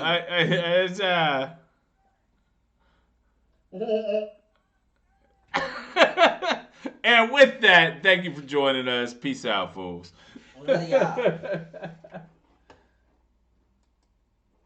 y'all chakras, hoes.